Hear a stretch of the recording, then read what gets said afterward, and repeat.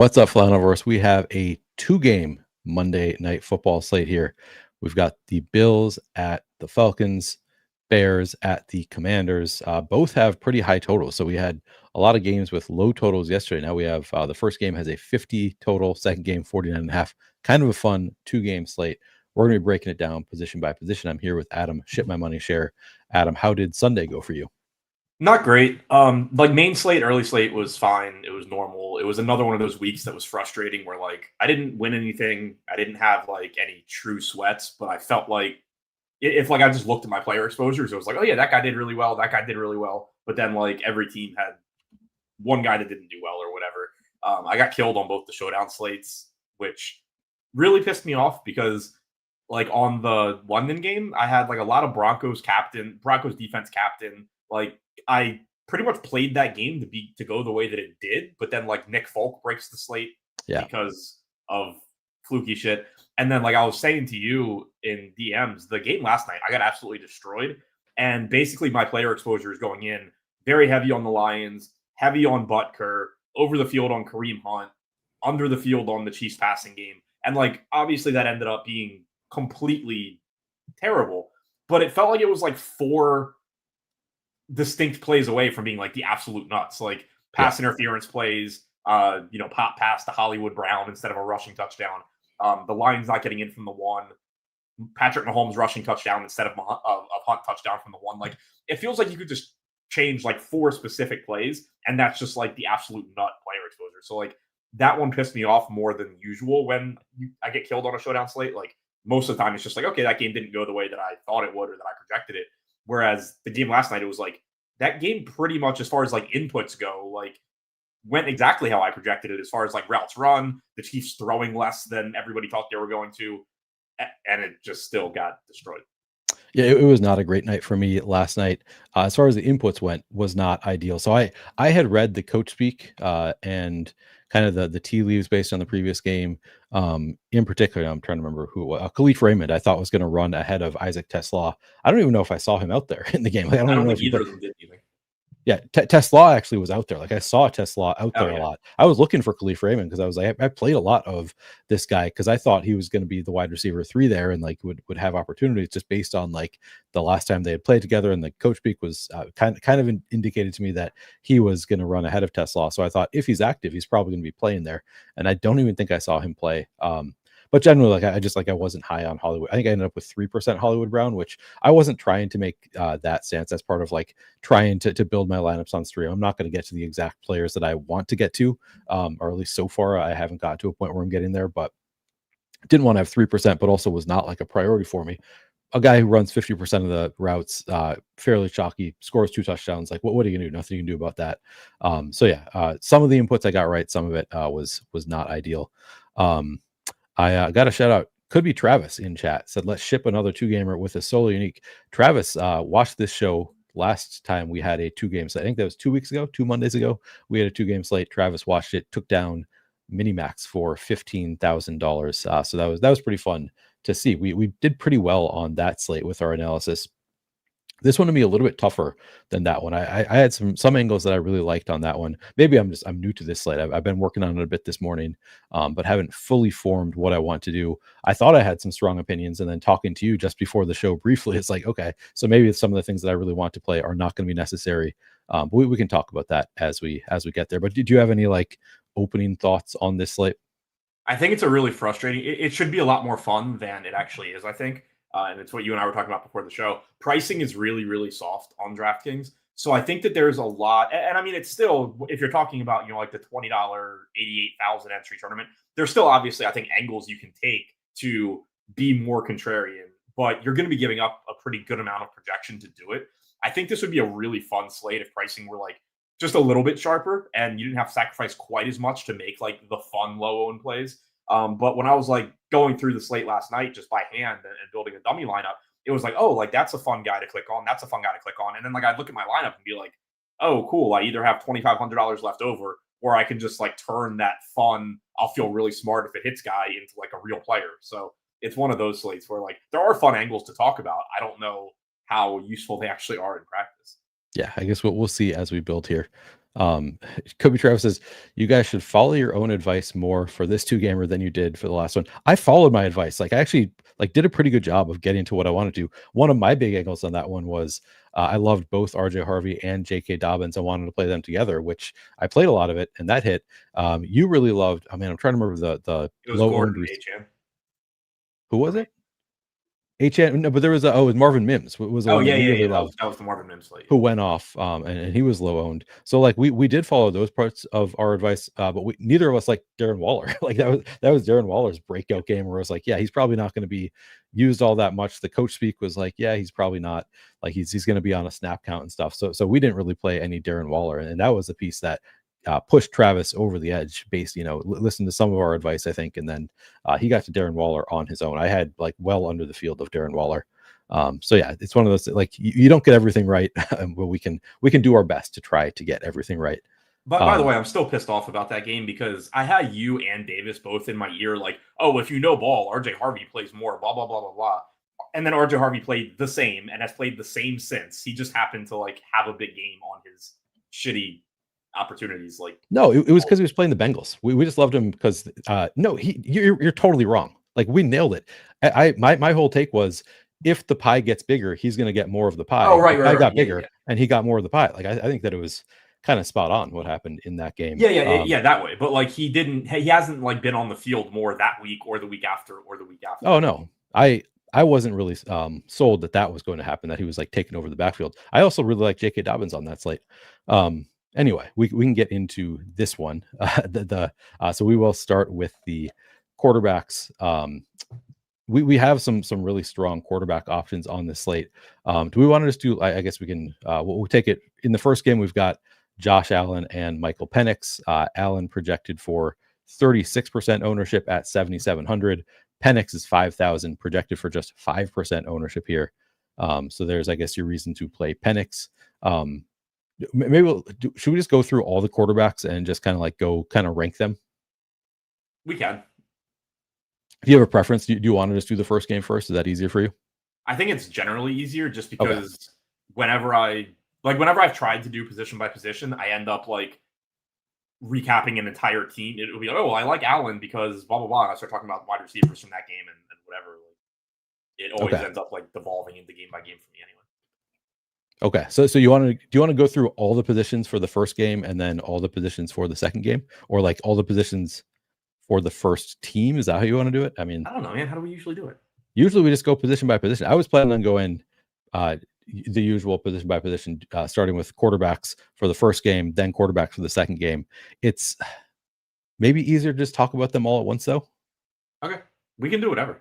All right, let's talk about all the quarterbacks. So we've got Josh Allen is 7,700 projected for 36% ownership. Michael Penix again 5,000, 5% ownership.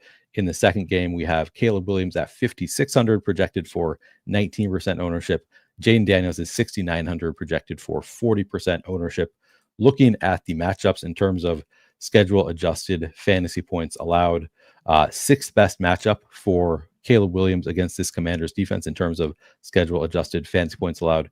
Eighth best for Jaden Daniels against the Bears. So that game could be fun. Washington, Chicago, both really strong matchups there. As far as Buffalo, Atlanta, let's see. Bottom three matchup for Josh Allen, if we care about matchups for Josh Allen, and then bottom 10 or so matchup for Michael Penix. In terms of schedule adjusted, I also think it's interesting. Washington's still the sixth best matchup, even after they played against JV offensive line for the Chargers. So like the Chargers had been crushing Justin Herbert, doing awesome in other matchups, did poorly in this one with backup offensive line. So I don't know. It's maybe even in better matchup than that looks like. But you're the Commanders fan. Maybe you can tell me if I'm wrong about that. How are you feeling about the quarterbacks on this slate? Do you have any clear favorites at ownership? What's it looking like for you?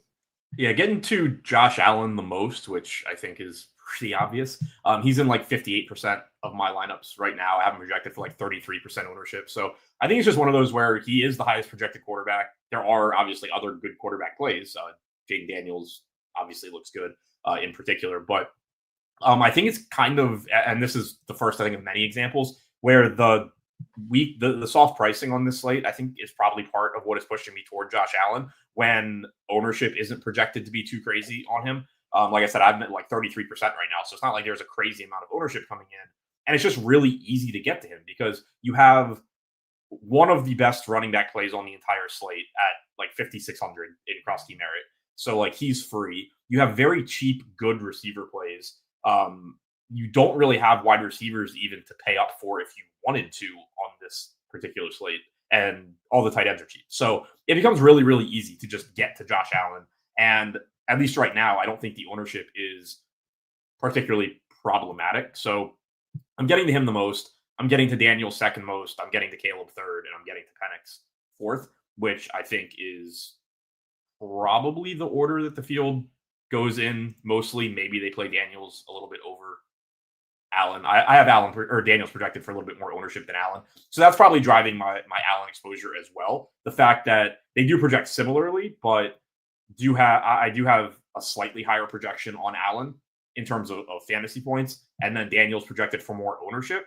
And the $800 price difference isn't enough to really matter a ton on this slate. So I think that is why I'm getting 58% Allen right now, and then like 20. I lost it. I think it was like 21% Daniels. I think it's just the more ownership coming into Daniels when I have a higher projection on Allen. Obviously, they're both very strong plays. Are you muted or? Yeah, I didn't press the mute button. I don't know. Like I got the mic is muted right then. It sounds like you're not getting to a ton of Caleb Williams then. Like 14%. Okay, interesting. Well, let's start with the rushing quarterback. So when you look at your actual lineups for Josh Allen and Jaden Daniels, are you getting big team stacks? Like, are those the ones that are popping to the top in terms of estimated value, or are they more like naked Josh Allen types of lineups? Because it is always a tough thing with Allen to know who to stack him with game to game. So what are you getting right now? Looks like I'm stacking Josh Allen in most lineups. Like, obviously, I don't think that you have to if you wanted to run naked Josh Allen, but it goes back to you and I talked about it on a different 2-game slate. The fact that it is only a 2-game slate, I think a lot of times it just ends up being like, okay, why not? Because it's not like the opportunity cost of stacking on a 2-gamer is as high as it is on a full slate. You know, like on full slates, naked Josh Allen becomes interesting because you can use your 3 wide receiver spots on better wide receivers than Keon Coleman and Khalil Shakir. Whereas on this slate, there's only a handful of receivers you would really want anyway. And then you also run into you have to come closer to like the optimal lineup on a 2-game slate than you do a 10-game slate. So if like, let's say I have this Josh Allen Bill stack and I decide that I want to swap Coleman and Shakir to DJ Moore and Rome Odunze, like obviously Odunze Moore are very live to beat Shakir Coleman. But if that happens, then you're really running the risk of like Caleb Williams had a big game and you need Caleb Williams.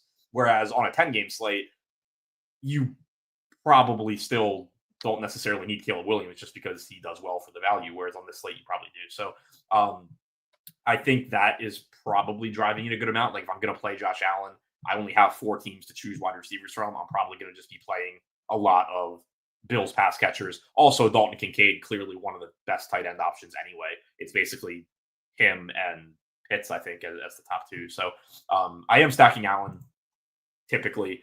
With Daniels, you do have less options that you would possibly want to get to there because of the injury situation. But Debo is just such a good play, assuming that he goes, that he's still going to be in the vast majority of my lineups. I don't really consider croskey-merritt a pass catcher, even though we have seen him more involved recently. But he's somebody that's just going to be in a lot of Daniels lineups because he's arguably the best play on the entire slate. So he's going to be out there. Beyond that, like I think if you want to mix in some Jalen Lane or some Luke McCaffrey or some Chris Moore, you can. But those are the guys that also you do start to get into that territory of like, you don't really need to like, you don't necessarily need the value for those guys, but you can still certainly mix them in with Daniels just because they are live for a big play and they will be relatively low. Yeah, and they're obviously correlated. Like, so if one of them does have a big game, like Daniel's really likely to be having a big game. Okay, so you are generally stacking it. I think that's probably like most often what I'm going to be getting as well. I would assume I'm not going to be like trying to get away from stacking on this slate. Obviously, you can like hope for a 2 touchdown rushing touchdown game for Allen or Jaden Daniels, something like that. But most of the time when they have big games, bringing along some pass catchers with them.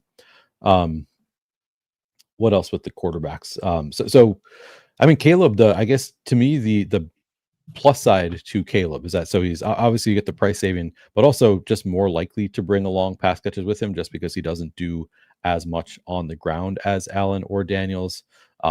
So I'm surprised you're only getting to 14% Caleb Williams on a slate where has a 23 implied team total. I guess maybe that's relatively low on this slate. Yeah, the Commanders are at 27, so that's probably what's driving it. It's just like the lack of points projection there on the Bears. Surprises me a little bit that they're not projected for more points against the Commanders.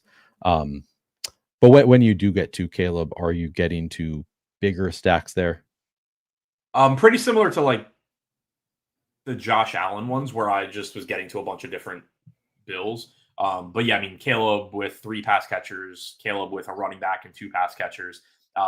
He is somebody that, in general, you would want to utilize more pass catchers, heavier stacks than somebody like Daniels and Allen that just have more rushing upside, rushing touchdown equity. Not that Caleb doesn't run some, but he's obviously not on the same level as Josh Allen, and Daniels does run more than Penix. But I think what's kind of pushing down Williams' exposure for me, and I'm not that far behind the field. I think I have him projected for 19%, and I have 14 or 15. But I think it's mainly the pricing and the projection. Like the projection on Caleb Williams himself is fine. The sim projection is like 20 fantasy points. His median is a bit lower than that. But that's giving up like 4 to 5 projected points to both Daniels and Allen.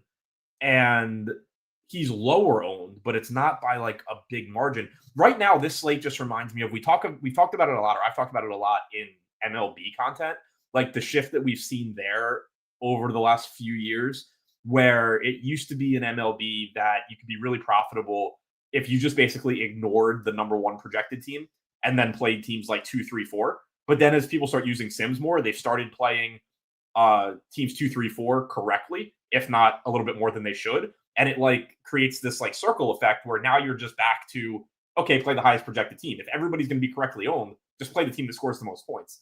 And that's sort of how this slate seems to me, where at least with the way ownership is projected right now, people are projected to play Caleb Williams efficiently. And the most inefficient, and I don't really like using that word here because like Daniels is clearly such a strong play, but right now the most inefficient ownership is actually between Daniels and Allen, I think, given that Daniels is getting more ownership than Allen and Allen projects for more points. So like that's the spot that I'm actually attacking, even though Allen is very popular at 33%. I actually think that his ownership relative to Daniels is what's wrong, more so than like Caleb Williams' ownership being wrong. So let me pull up Roto Grinders here just for a second to because it's easier to see the full context of like all the prices, all the quarterbacks on the same page. So we have this is FanDuel. All right, hang on. But I think so the issue is just that we don't really have pay ups on this slate. So like It's easy to pay up at quarterback because we don't really have pay ups at other positions that we need to worry about. So like the benefit of playing a $5,600 Caleb Williams is not as much as like they have it 3 and 4 fantasy points, but you have it even bigger gap in the fantasy points. So playing the $5,600 Caleb just on by itself is like you're giving up a ton of projection there, and you don't need to do that because you don't have. I mean, the number 3 running back on the slate is 5,600, and then we have 5,500 DeAndre Swift. So we have some really cheap options at running back that look really good, and then our most expensive receiver is only 6,500. We've got some that project really well in the 5K range. So it basically just comes down to like we don't have a ton that we really want to spend up for. So you're kind of choosing between like, am I leaving a lot of salary on the table to play Caleb Williams because you don't need the salary? This is a pretty interesting one from a pricing dynamic standpoint, where it's just like you can basically play all the best plays. Like the optimal lineup probably can fit all of like the most expensive quarterback, the 2 most expensive running backs, the most expensive receiver, and then not sacrifice that much elsewhere. Is that kind of what you're seeing? Yeah. Also, I will say now that I'm just kind of looking a little bit closer, I do need to look at what I did wrong with probably James Cook's projection or croskey-merritt, one of the two. Like I have croskey-merritt projecting higher than Cook by a lot, which he shouldn't be. Okay. I love croskey-merritt here, but that is a mistake somewhere. I'm not exactly sure what I did. But anyway, that will change some. Like it does create a situation where at least there is another running back that you want to pay for. Yeah, it seems like there's something kind of weird with the way the Bills simmed compared to their projection. But anyway, like that will change it a little bit, like wanting to actually get the $7,100 Cook. Whereas with the inputs that I had for the show, it's just saying like, yeah, why wouldn't you play $5,600 croskey-merritt over Cook because he projects better and ownership is similar. So that is messing it up a little bit. But yeah, I think it's just that in a lot of cases, I can build the same lineup regardless of what quarterback I'm using. Yeah, so that obviously that will make a difference if you have the projections with croskey-merritt ahead of James Cook. I'm just looking at the RG optimals, and it's like I guess the top lineup actually doesn't have James Cook in it, so it did not fit both of the top two projected running backs in there, but it does have Bijan Robinson with Jaden Daniels, Rome Odunze, Drake London, like most of these. So it isn't like they're not jamming all of the top plays. And the second lineup, same thing, doesn't have Rome Odunze, so you're not getting you are sacrificing like basically one per lineup. So I guess you could play if you play Caleb Williams, the benefit is that you can get to all of Bijan Robinson, James Cook, Ja'Cory Croskey-Merritt, Drake London, Rome Odunze, maybe Debo. I don't know. Yeah, just like you're not sacrificing all that much by paying up for the quarterbacks who project 3 or 4 points higher. That is it's just interesting to look at the and people always ask for like, how do you play? How do you win at 2-game slates? And I think the best answer is it depends on the slate. Like it's like every slate is kind of its own thing, and that seems to be the story of this one. Is just we have really soft pricing in general. Would you agree with that? Yeah, it's one where, like, on the one hand, it does create the opportunity because, and this conversation has obviously come up for years with softer pricing.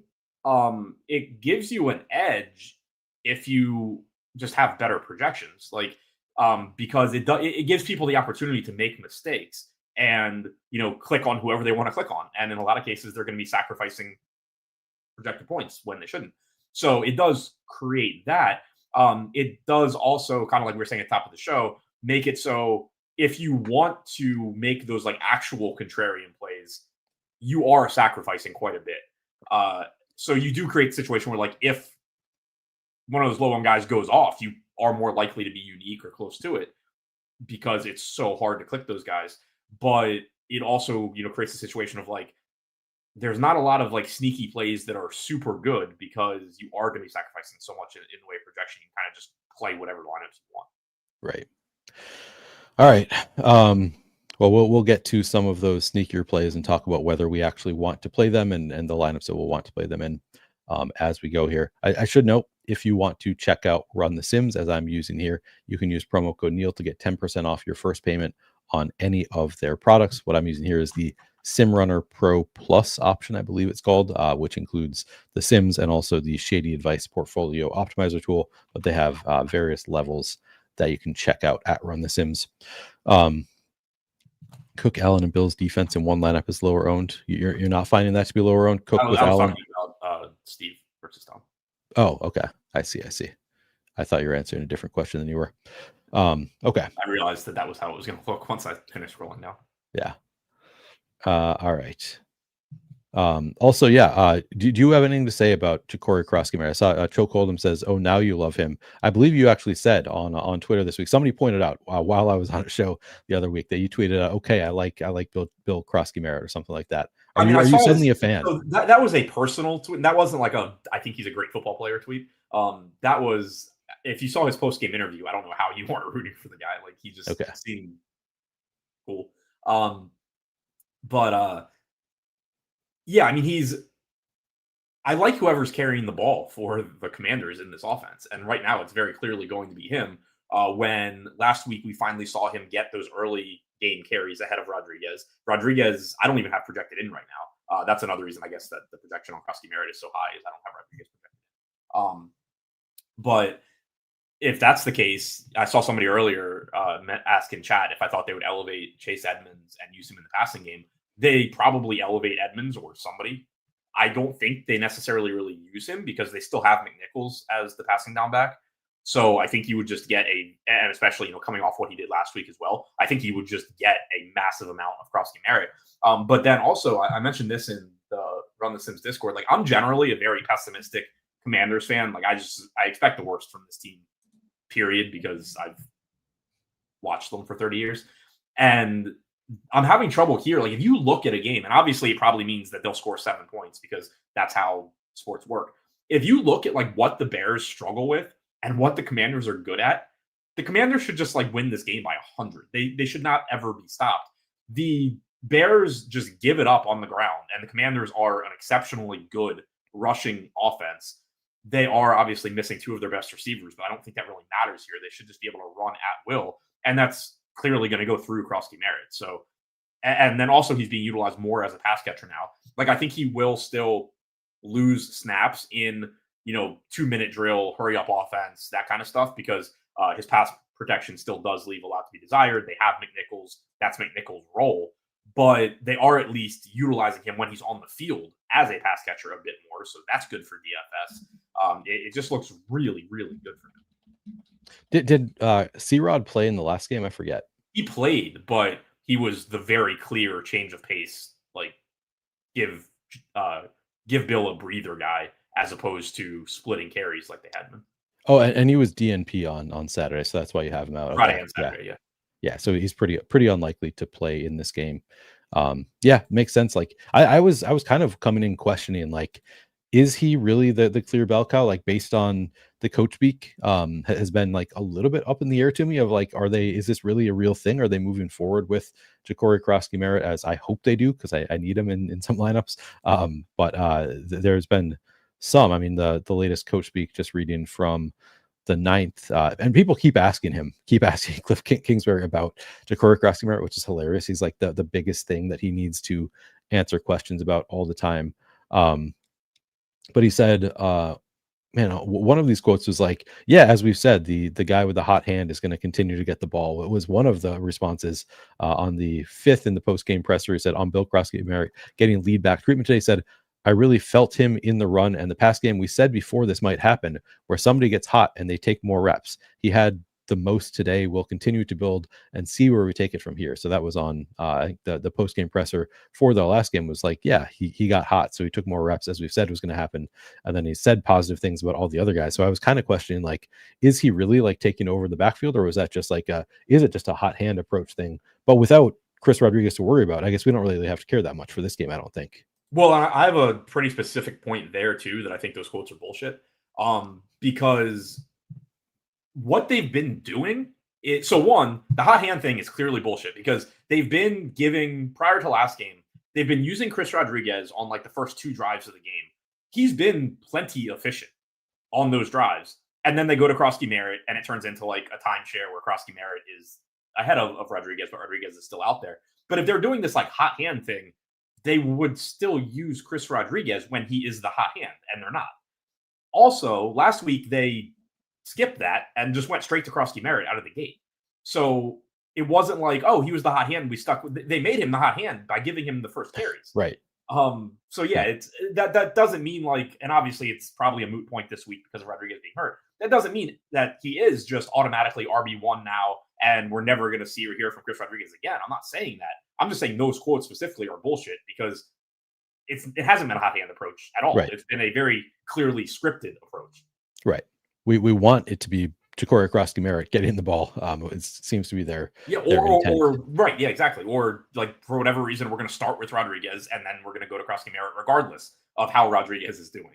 And then like last week it was just like, okay, we're going to start with, and maybe that was a health thing. I don't know. Like I don't really know what's up with Rodriguez's injury. Like, maybe was he banged up last week and they knew it, and then now it's gotten worse and that's why he's not practicing.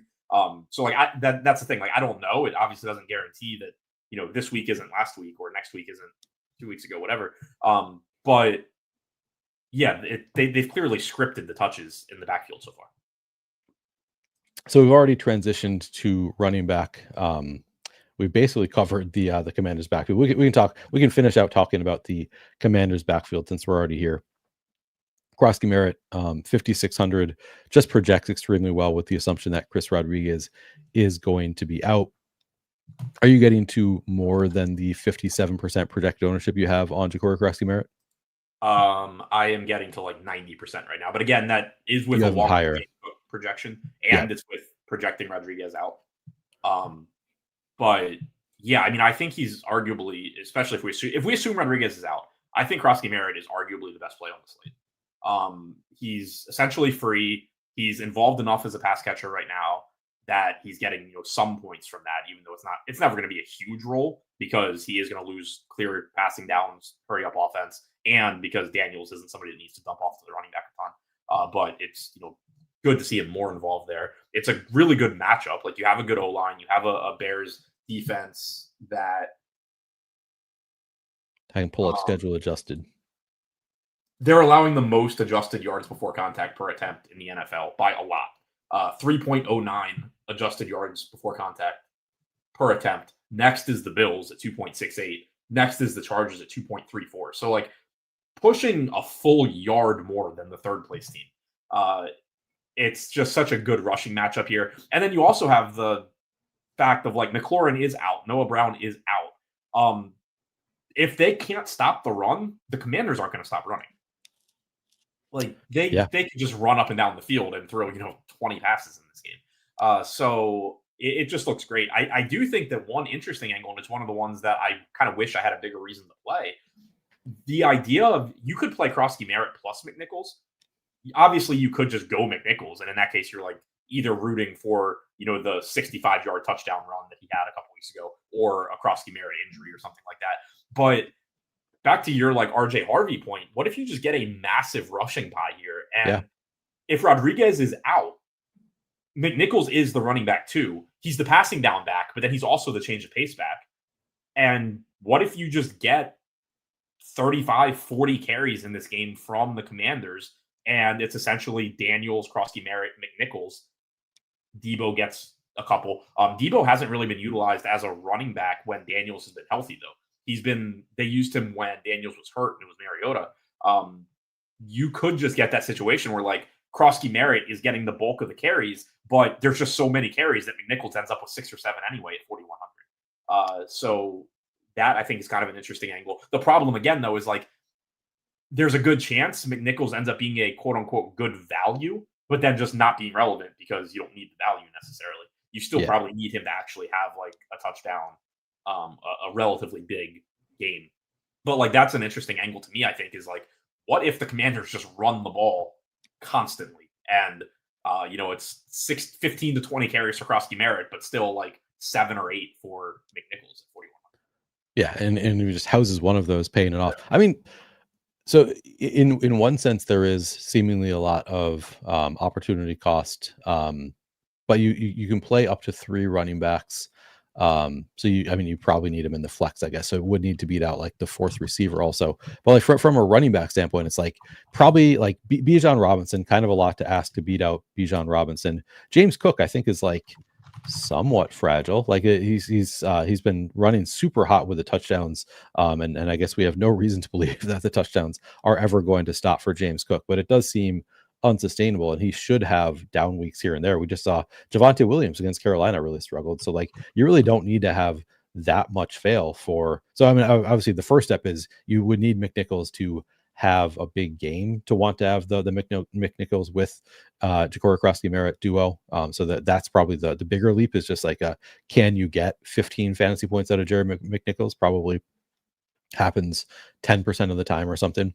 But then on top of that, you do need to beat out both. I guess you need to beat out at least one of James Cook or Bijan Robinson, which seems unlikely, and then DeAndre Swift, which that's not a really big ask to beat out DeAndre Swift, I don't think, most weeks.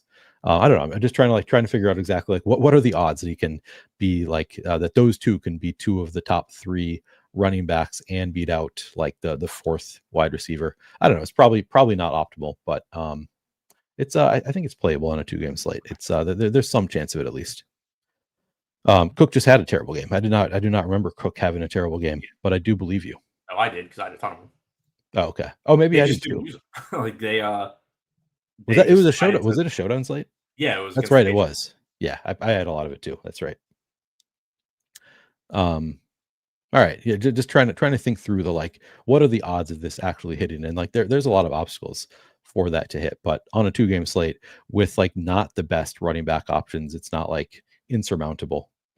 Sorry, trying to also like send Brian the weird Bills Simpson. Oh yeah. Okay. You do that.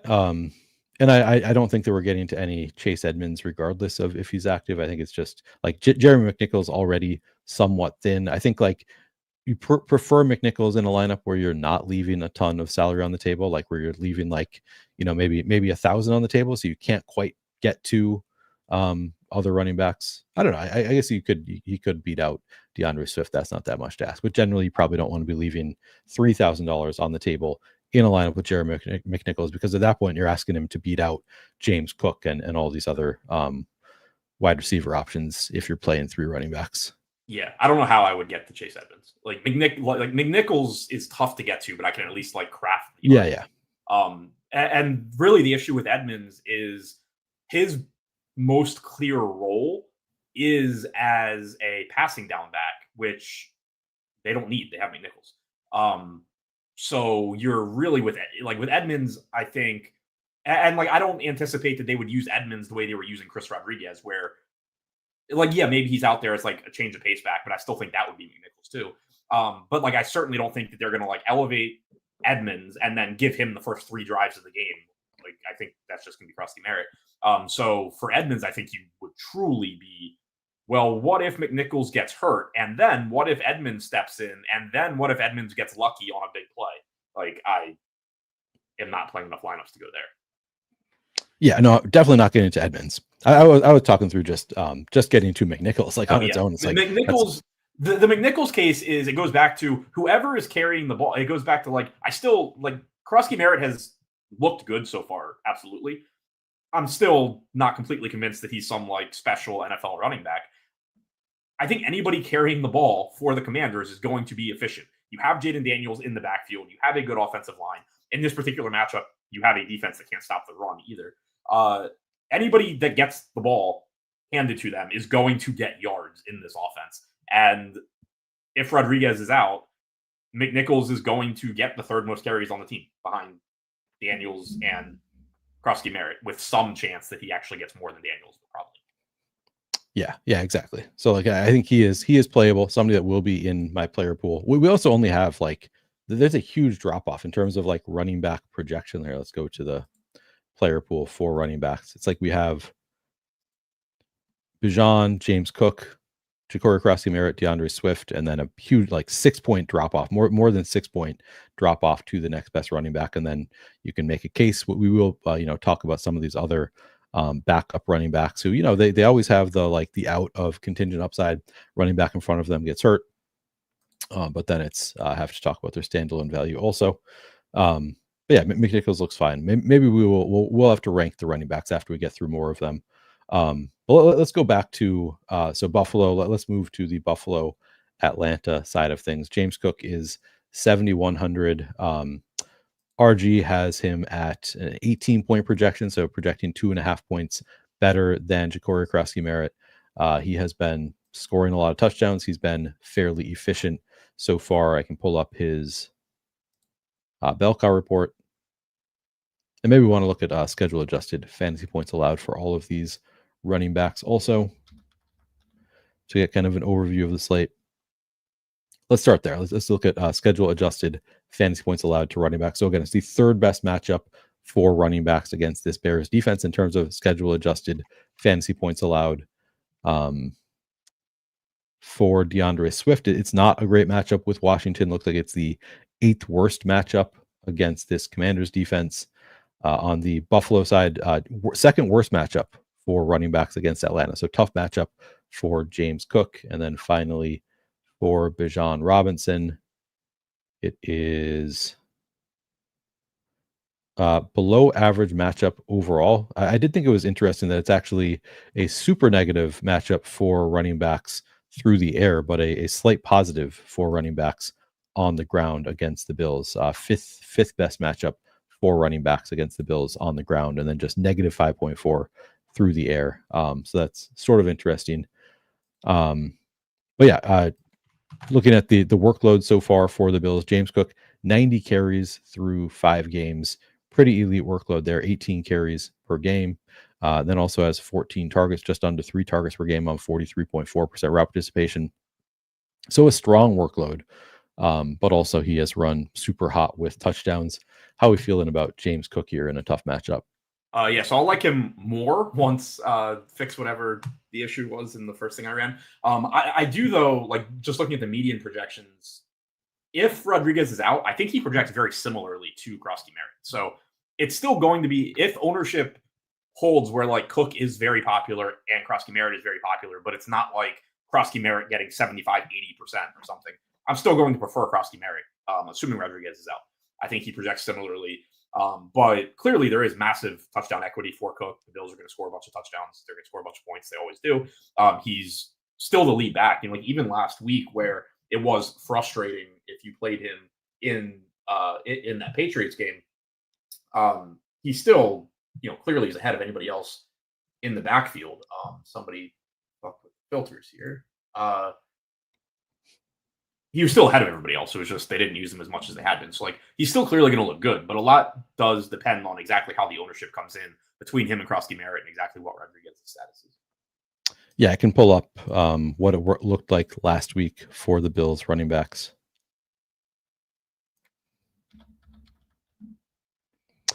James Cook had 15 carries in that game and 1 target on 46% route. So like the workload was not that much worse than it has been on average. Like I said, he's averaging 18 carries per game. He was at 15 in that game, still saw a target. So a little bit lesser of a workload. But everybody, I mean, just 4 other carries for the running backs in that game and no running back targets outside of Cook.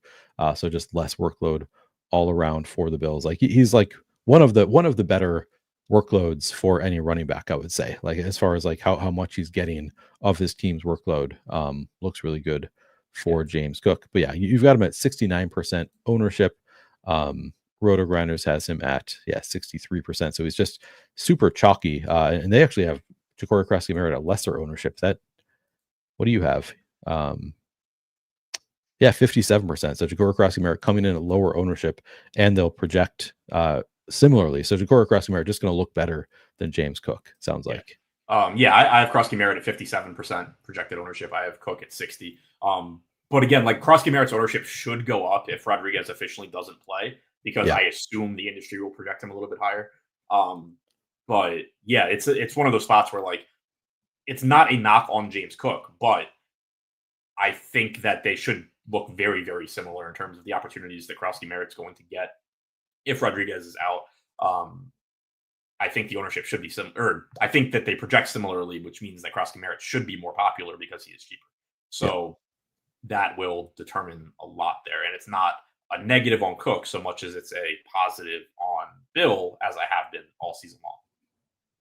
Do you see yourself getting to any Ray Davis? Yeah, that's funny. I almost missed that. Do you see yourself getting to any Ray Davis or Ty Johnson here? No. I mean, I like if you're playing the 88,000 entry contest, like clearly they're viable in the sense that like they throw a 2-yard touchdown to Ty Johnson. But like even that, I don't know necessarily gets him in the winning lineup because of how cheap everybody is. Like Drake London is $6,200 on this slate. Debo is 6,400 or 6,500, assuming he plays. If he doesn't play, then you just have you have no wide receivers to pay for on Washington. So it's still like it's the same issue as with McNichols, I think, where you actually probably need them to like have legitimately good games, not just good games for their salary. And I actually think it's a little bit easier to envision that for McNichols than it is for the other 2 guys. Like Ty Johnson does have that passing or receiving touchdown equity. I don't really know what a good game looks like for Ray Davis at this point because he's been so buried behind James Cook as a rushing back. I think the expectation coming into the season was certainly that you were going to get a little bit more of a timeshare. Maybe they were going to use Ray Davis around the goal line a little bit. None of that has happened. Even last week where you did fall back to a 52% rushing market share for Cook after 69 and 70% the last 2 weeks. Ray Davis was still at 7%. Week 1 this season, 42% rushing market share for James Cook, 3% for Ray Davis. The rushing market share has been volatile for Cook in that it depends how much Josh Allen runs. He is not losing work to other running backs. Yeah, it's like looking at the workloads here. I almost like is this going to hold? Because I mean, no workload basically for Ty Johnson and Ray Davis. I was just looking at the Bell Car report. I'm like, I'm shocked. Like this is 4 targets is on the season for Ty Johnson through 5 games. Just a like really minimal workload, 28% route participation. So he is running some routes. And then yeah, Ray Davis just 13 carries, 2 targets. So minimal workload for both Ty Johnson and Ray Davis, which is a little bit different from last year. They're leaning more on James Cook this year, whereas last year, which I had been kind of referring to as like, well, Ty Johnson, you never know when they're going to come, but he does have those spike weeks. I mean, he had 5 double-digit games last year. 13.6. He did. They were surrounded by a bunch of like really low games, so maybe it's just a like sample size thing that we just haven't had the big games yet for Ty Johnson. And in the right game script, he will see bigger workload. I don't know. Do you think that these 5 games are indicative of what you expect going forward, or do you think it will be more like, is this still like the pattern we should be following last year and then just throw this year onto it? So I think it's kind of 2 different answers. Like I view Ty Johnson somewhat differently than Ray Davis because Ty Johnson is still running routes like 30% of the time. Obviously he can just get lucky and catch 2 passes for touchdowns, and then he's a really good play. That's usually where, if I remember correctly, at least good games were coming from for him last year too, is they would throw him a pass and he would house it. So like he is still getting opportunities. Ray Davis does not have a role. No. Period. Like there's 1 week this year where Ray Davis has had a rushing market share above 7%. And that was week 2, which if I remember correctly was a blowout and he got garbage time. So like he is just not splitting carries with James Cook. Carries are going to James Cook or Josh Allen, and that is pretty much it. Ty Johnson at least still does have a passing down role. It's not like he's taking away from James Cook, though. We've seen 63% route participation from Cook last week, 68% the week before, 53%, give or take, average for the season. Only 1 week, and again, it was week 2, where, if I remember correctly, you had garbage time, that James Cook has run less than 50% routes. So he clearly has a big passing game role, but Ty Johnson also has that, kind of third down passing game role as well. Ray Davis just doesn't have a role. So you need like a very clear shift in the Bills saying, for whatever reason, oh, we're just going to make this a Ray Davis game. You need that to happen for Ray Davis, which is obviously less likely than, oh, Ty Johnson caught 2 passes on the 5-yard line and scored on both of them. Right. Yeah, and I guess I was wrong. Three games in double digits for Ty Johnson. I was thinking of Justice Hill had 5 with double digit fantasy points last year. Ty Johnson just 3. Even these, like, there's only really 1 game that I would like be sure. Like if I knew he was getting 17.3, I would just play a lot of it and just hope for the best. Like at that point, like if I knew that, but other than that, it's 13.5 and 13.6. Even at those numbers, I don't know for sure that you want those. So it's kind of a thin play. I don't know. In a 150 set, maybe worth getting to share a couple shares of Ty Johnson, but I don't even know if I necessarily get there. Are you currently getting to any Ty Johnson? I'm gonna say no without even looking. Okay. Like I can't imagine that I would be, just because, like, again, I would rather be going to McNichols. I think. Yeah, I think there's just better backup running. No, I don't have.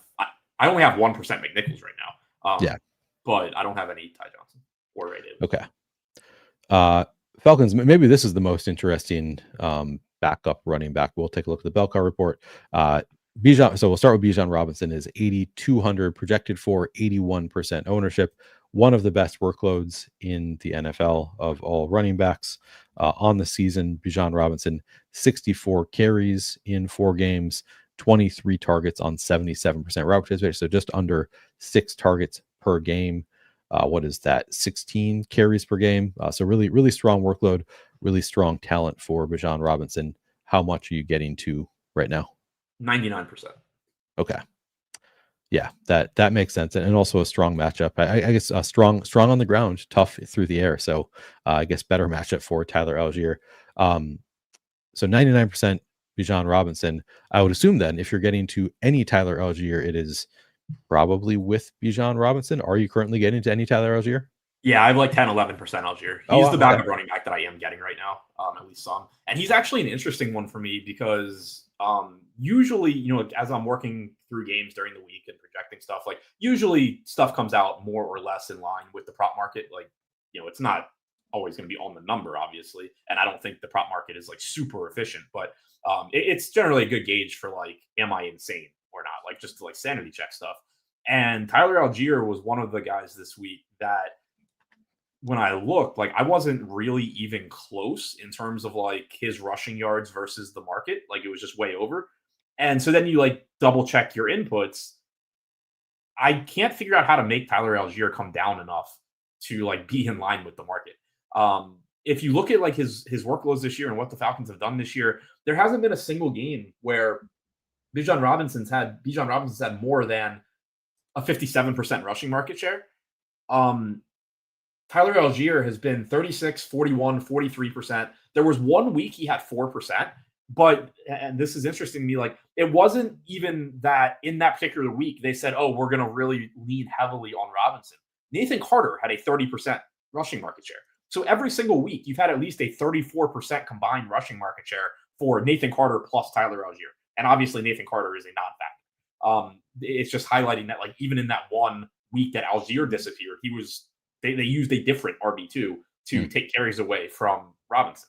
So it has been very consistent that you're getting 30 to 40% of the Falcons carries going to the running back too. And then also you don't have a quarterback that runs. So this isn't like the Commanders or more specifically the Bills where the running back market share is fluctuating heavily week to week because some weeks Josh Allen handles 40+% of the Bills' rushes. Penix for his high mark for the season was week 1 at 21%. His second highest game is 11%. Like you're getting around 10% of carries going to the quarterback, 90% give or take of carries going to the running backs. Robinson is taking 55, 56, 57%. That leaves 8 to 10 carries for Tyler Algier in a good spot at a cheap price tag. I mean, without even cutting into the expected workload for Robinson. Yeah. And he's, so far on the season, 43 carries in 4 games, just under 11 carries per game, 3 targets as well. So under 1 target per game, not really involved in the passing game so far. But yeah, that is a really strong workload. As noted in terms of the schedule adjusted fantasy points allowed, like it is a really strong matchup on the ground for running backs, 5th best matchup against the Bills for running backs on the ground, which obviously that benefits Algier more than it benefits Bijan Robinson. And then we have, the coach speak, I would say, is like generally positive here. On the 7th, on the Falcons identity, head coach Raheem Morris said, I think we're a running football team that's able to run it on just about anybody. You want to run it with the 2 guys we have. On the 9th, he said, Bijan Robinson and Tyler Algier have a nice rotation. We've got a 1A, 1B, 1/1, whatever you want to call those guys. We feel really good about either one of those guys being in on just about anything that we do. We've seen Tyler do things that we didn't think he could do, and it's pretty fun when he goes out there and does some Bijan things.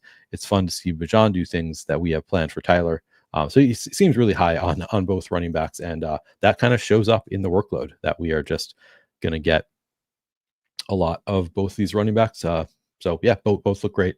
So that seems like the spot where we're getting to 2 running backs. But let's do the Bears before we talk about like ranking running backs on the slate.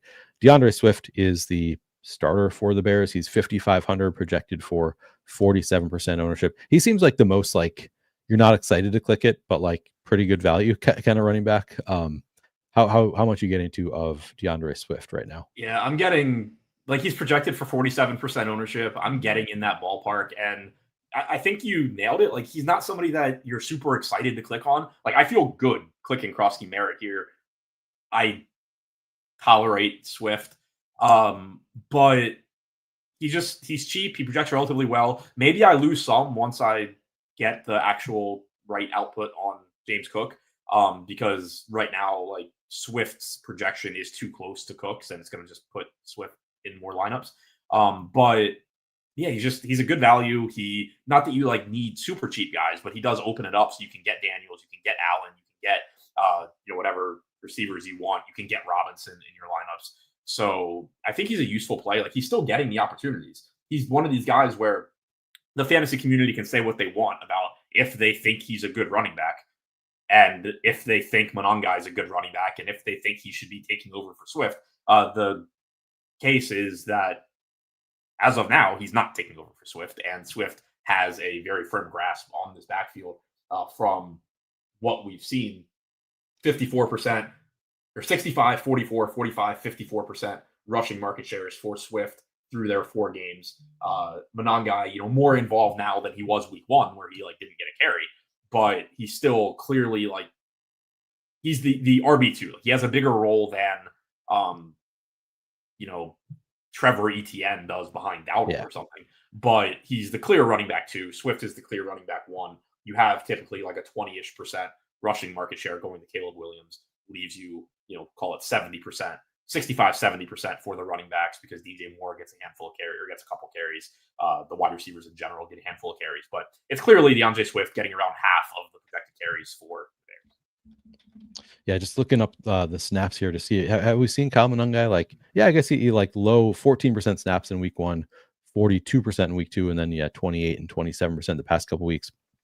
I guess there's a part of me that's well, we can look for post bye rookie bumps here. This is the first week that we have where we had a bye week last week. We could see a bump in production for a guy like Kyle Mononga, but I haven't seen anything in the coach speak that really suggests that that's coming. The coaches seem pretty high on DeAndre Swift. On September 29th, head coach Ben Johnson said, "I don't think our running struggles were a reflection of DeAndre Swift. I think he continues to run the ball very hard, even though the yards per carry aren't where any of us want it to be right now. I don't think everybody on offense is pulling their weight yet, myself included." He had said previously that they view him as a bell cow type running back. I don't know. It's I don't have any great reason to think that they're gonna move more to Kyle Mononga, but it's possible, because Swift has been pretty inefficient. Maybe they give a little bit more work to the rookie running back after the bye week. But we haven't really seen any indication that they're moving in that direction yet. It would have to be kind of wish casting a little bit. Are you currently getting to any Kyle Mononga? No. If you play him, I think, like you said, you're playing him with the idea in mind of who knows what they're gonna do. Right. Nobody knows. The Bears could just give every carry to Mononga. Sure. It's possible. But and if that happens, and I have him at no ownership, that's really good. Yeah. But it's with that thought process. It's not you're deluding yourself if you think that the most likely case here is just that Swift suddenly isn't the lead back for the Bears because you don't want him to be. That and on this slate it really becomes tough because again I would clearly rather play Algier. Algier has the workload that you're praying Mononga gets. Right. I'd rather play McNichols. It's not. I can't get to it. All right. So ranking the running backs on the slate. I think just based on your ownership, it sounds like Bijan Robinson, the pretty clear number 1. Yeah, Robinson and Croskey-Merritt clear 1A, 1B. And then I think it's Swift, Cook, Algier, McNichols in terms of usefulness. Obviously, I think Cook is better than Swift. Right. But he's more expensive and getting more ownership. Okay. And that will possibly change a bit because, again, I have, for whatever reason, Cook just came out fucked up when I ran stuff. But I still, just even looking at the way that I have Cook projected versus other guys, Cook is kind of in a dead zone, I think, in terms of his salary. And he's still getting ownership right now, which is the problem. He's in this zone where, obviously, James Cook can break the slate. He has massive upside. I don't want to take away to me that he doesn't. But when you just are looking at projections and ownership, Robinson projects quite a bit better than Cook. And he's not, he's $1,100 more. And then, what generally drives people to be really popular is either they're the highest raw projection or they're the best point per dollar projection. And you have Robinson as the clear highest projection. You have Croskey-Merritt, and then to a lesser extent, Swift as better point per dollar projections. But then you still have a bunch of ownership coming into Cook. So it creates a situation where, if that ownership were to come down, then, I want to chase that James Cook ceiling and get him into lineups as a quote-unquote contrarian play. But if the ownership is there, then I just want to play the guy that is most likely going to beat James Cook in Robinson. And I want to play the guys that are probably better point per dollar plays in Swift and croskey-merritt. Yeah, that makes sense. Like James Cook clearly has the second or third highest ceiling and like likelihood of hitting that ceiling on the slate. But then when you factor in everything, he's like right there with Swift for me. I think, yeah, it's like how you rank them is kind of like how you define your ranking. It's really like semantics. It's like I was going to clarify that because Choke Hold'em immediately says Swift over Cook. Wow, like no. If you just have the salary, like play James Cook. James Cook is obviously like better than Swift. Right. But in terms of like usefulness for lineups and getting into lineups, right now at least with the way ownership is, I would expect that I have more Swift than Cook. Yeah, and I think I'm aligned with you also on the backups where it's like Tyler Algier, like just to clear, because he's like a backup who also like has the workload of some starting running backs in the NFL. Like he's getting enough workload that it's actually like close to a starter's workload, and doesn't get crazy high ownership. And then I think probably McNichol is just the next best there. Monungai, I'll probably mix in a little bit of Monungai just with the like wish casting, like, hey, at some point maybe they see like DeAndre Swift is not that good, and this is the rookie post buy. Let's give him a little bit more workload. But like you said, it's like you're hoping for the Tyler Algier workload. So I don't know. My biggest issue with it, I think, is going back to the pricing on the slate too. Let's say that like because I think the strongest case for playing Monungai would be, all right, we expect him to get, let's say, 20 to 25% of the Bears carries. Let's say that they use him in the red zone. You know, we have seen him out there a bit in the red zone, and he gets into the end zone. You end up with like 8.5, 9 fantasy points. That there's still a high percentage of the time that doesn't win you anything. Yeah, right. It's not one of those slates where like it would be. He would be a lot more interesting of a play if this were a 2-game slate where you had Christian McCaffrey, Robinson. So let's say it's like the Rams, the Niners, the Falcons, and the Bears. And Bears play. And you have McCaffrey to pay for. You have Puka to pay for. You have Robinson to pay for. Now getting to Monungai and just like hoping you get that touchdown is really interesting. Right. But none of those guys outside of Robinson exist to pay for on this slate. Yeah. So you need, even just getting that bit like that value doesn't like overcome the opportunity cost as much on this slate. It's much tougher to pay that off. Yeah, I think that makes sense. Raw score matters a ton. You need Monungai to actually outscore Swift and some combination of Swift, croskey-merritt, and then getting into like the flexes too. Zacchaeus, Kincaid, Pitts, like all of these guys are cheaper or similarly priced to Monungai. Yeah, and we had that conversation with RJ Harvey on the last one. It was like you need like his salary is nice, but like even on that slate, it was like you don't need him to just be a good point per dollar play. Right. You need him to be like one of the highest raw scorers. I didn't envision that he was going to outscore Devin Achane on that slate, but he ended up being, I believe, the highest scoring running back. So we ran even hotter than expected on that one. But it'd be a lot less likely for Monungai to do it, I think, than RJ Harvey against the Bengals defense. All right, let's move on to wide receivers. It's a fairly interesting slate, I think, from a wide receivers perspective. I think we need to do this one team by team, just like easiest to look at full wide receiver rooms. Let's start with the Bills. So they have Keon Coleman, Khalil Shakir, Josh Palmer, and then maybe Curtis Samuel. I guess is he questionable? Let's see. Limited in practice. Yeah. Okay. But I think those are the three that you are considering playing on this slate. I don't think we're going to get to any like Tyrell Shavers or anything. In terms of the matchup for Buffalo, 5th worst matchup for receivers against the Bills. I don't see anything standing out as like, except for this one spot. It looks good. I think it's just kind of a little bit tough across the board for receivers against the Bills. But this offense, just can hum against anybody. Let's look at the weekly route share report. Let's see. Let me pull that up. And just in terms of price and ownership, we've got Keon Coleman. I mean, we've got him at 5,300, just 12% ownership. Khalil Shakir, 5,200, 48% ownership. Josh Palmer, 3,600, 1% ownership. Curtis Samuel, 3,200, 7% ownership. So I guess there's 4 that are maybe playable, but let's take a look at the route share report for the Bills. Khalil Shakir holding steady, down to 69% route participation in the last game, but not too far off from where he's been. Keon Coleman 64% in the last game. Josh Palmer, he had been dipping, I guess, back up to 51% in week 5, and then Curtis Samuel 44%. He also did have, I believe, I think it was a carry that he got in the red zone where he scored a touchdown in that last game, if I'm remembering right. So maybe playable in the same way of like a Marvin Mims, where it's like he's not running all the routes, but they do use him in kind of fun ways where it can pay off. How much are you getting to of the Bills? I mean, this seems like a pretty drastic ownership difference between Keon Coleman and Khalil Shakir here. Surprises me a little bit. Are these the ownership numbers you're using, and how much are you getting to of the Bills? I have 43 projected to Shakir and 30 projected to Coleman. Okay. And I'm getting to like 50% of each. Again, with the caveat that Bill's stuff is a little weird right now. But I mean, I think they're both good plays. Like, they're both relatively inexpensive. Shakir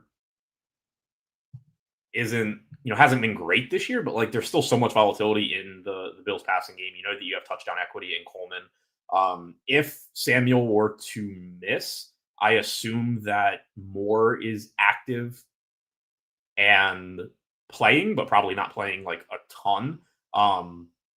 If Samuel's out, you probably are getting more routes for Josh Palmer, which would make him look better at 3,600. Maybe you're getting even more 2 tight end or 3 tight end with Kincaid, Knox, Hawes. Samuel is somebody that they'll kind of scheme stuff for around the goal line too. So maybe you get a little bit more like receiving touchdown equity for Coleman / Shakir. But I am getting to a lot right now, around 50% of both Shakir and Coleman. I have like 20% Palmer, with him projected for only 4%. So I'm over the field on Palmer at 3,600. I don't love it. Like, he's not being heavily targeted. You don't expect him to be heavily targeted. You don't really expect anybody to be super heavily targeted on a per route basis for the Bills outside of maybe Shakir. And even that we haven't seen like to a super high extent so far this season. Granted, he's working his way back. But you still get the big play potential at low ownership for Palmer. So it does look like I'm maybe taking some of those shots at wide receiver a little bit more than I am at running back, where the opportunity cost at running back is just so high on the slate, where you have Robinson, you have Cook, you have Croskey-Merritt, Swift, not in the same conversation as far as like being scared not to have him, but he's still a good play at his price. At wide receiver, though, you have Drake London. You have more volatility in general at wide receiver. It's just easier for wide receivers to completely shit the bed than it is running backs in general. But then also, like, you have Debo, you have Drake London, Debo, assuming he plays, as like clearly very, very good plays.